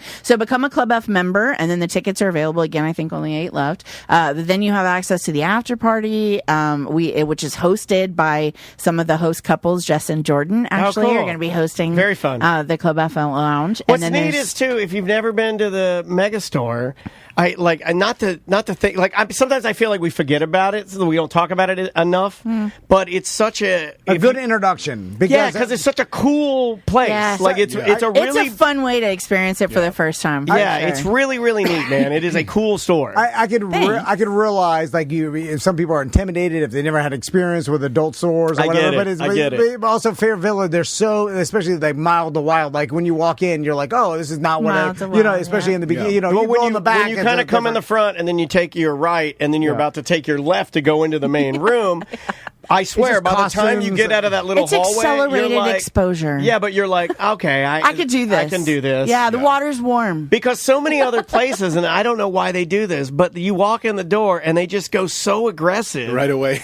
But I almost feel like they're not taking it serious. No, actually, our entry points. It doesn't feel serious to me. It feels like one of our jokes or something. You know, when you walk in and you see a 75-foot tall butt plug, you're like, well, these people don't take it seriously. Yeah. I mean, we upstairs. Yeah. Actually, I can't wait. You work up to it. You work up to Gently and with lube. Exactly. I can't wait to tell Erica what you just said, actually. She's our chief purchasing officer. They work really hard to make sure that we have a soft and welcoming entry point, nice. Right? That you can experience the store and not be hit in the face. We actually just revamped our website a little as well because it had spent a few years kink heavy, which we love. We love that environment, but we were getting some feedback that it was a little, I'm getting hit over the head with anal beads the moment I go to your, right? So now Felicio welcomes you into all of our locations. You can gently find what you're into, what feeds you need at the trust moment. Me, if you want some crazy stuff, and by crazy I mean positively crazy, it's there. It's on there. Everything's there. Joe, thanks so much for coming by. Thank you, man. Thanks, man. Good seeing you guys. Yeah, it's great seeing you guys. And again,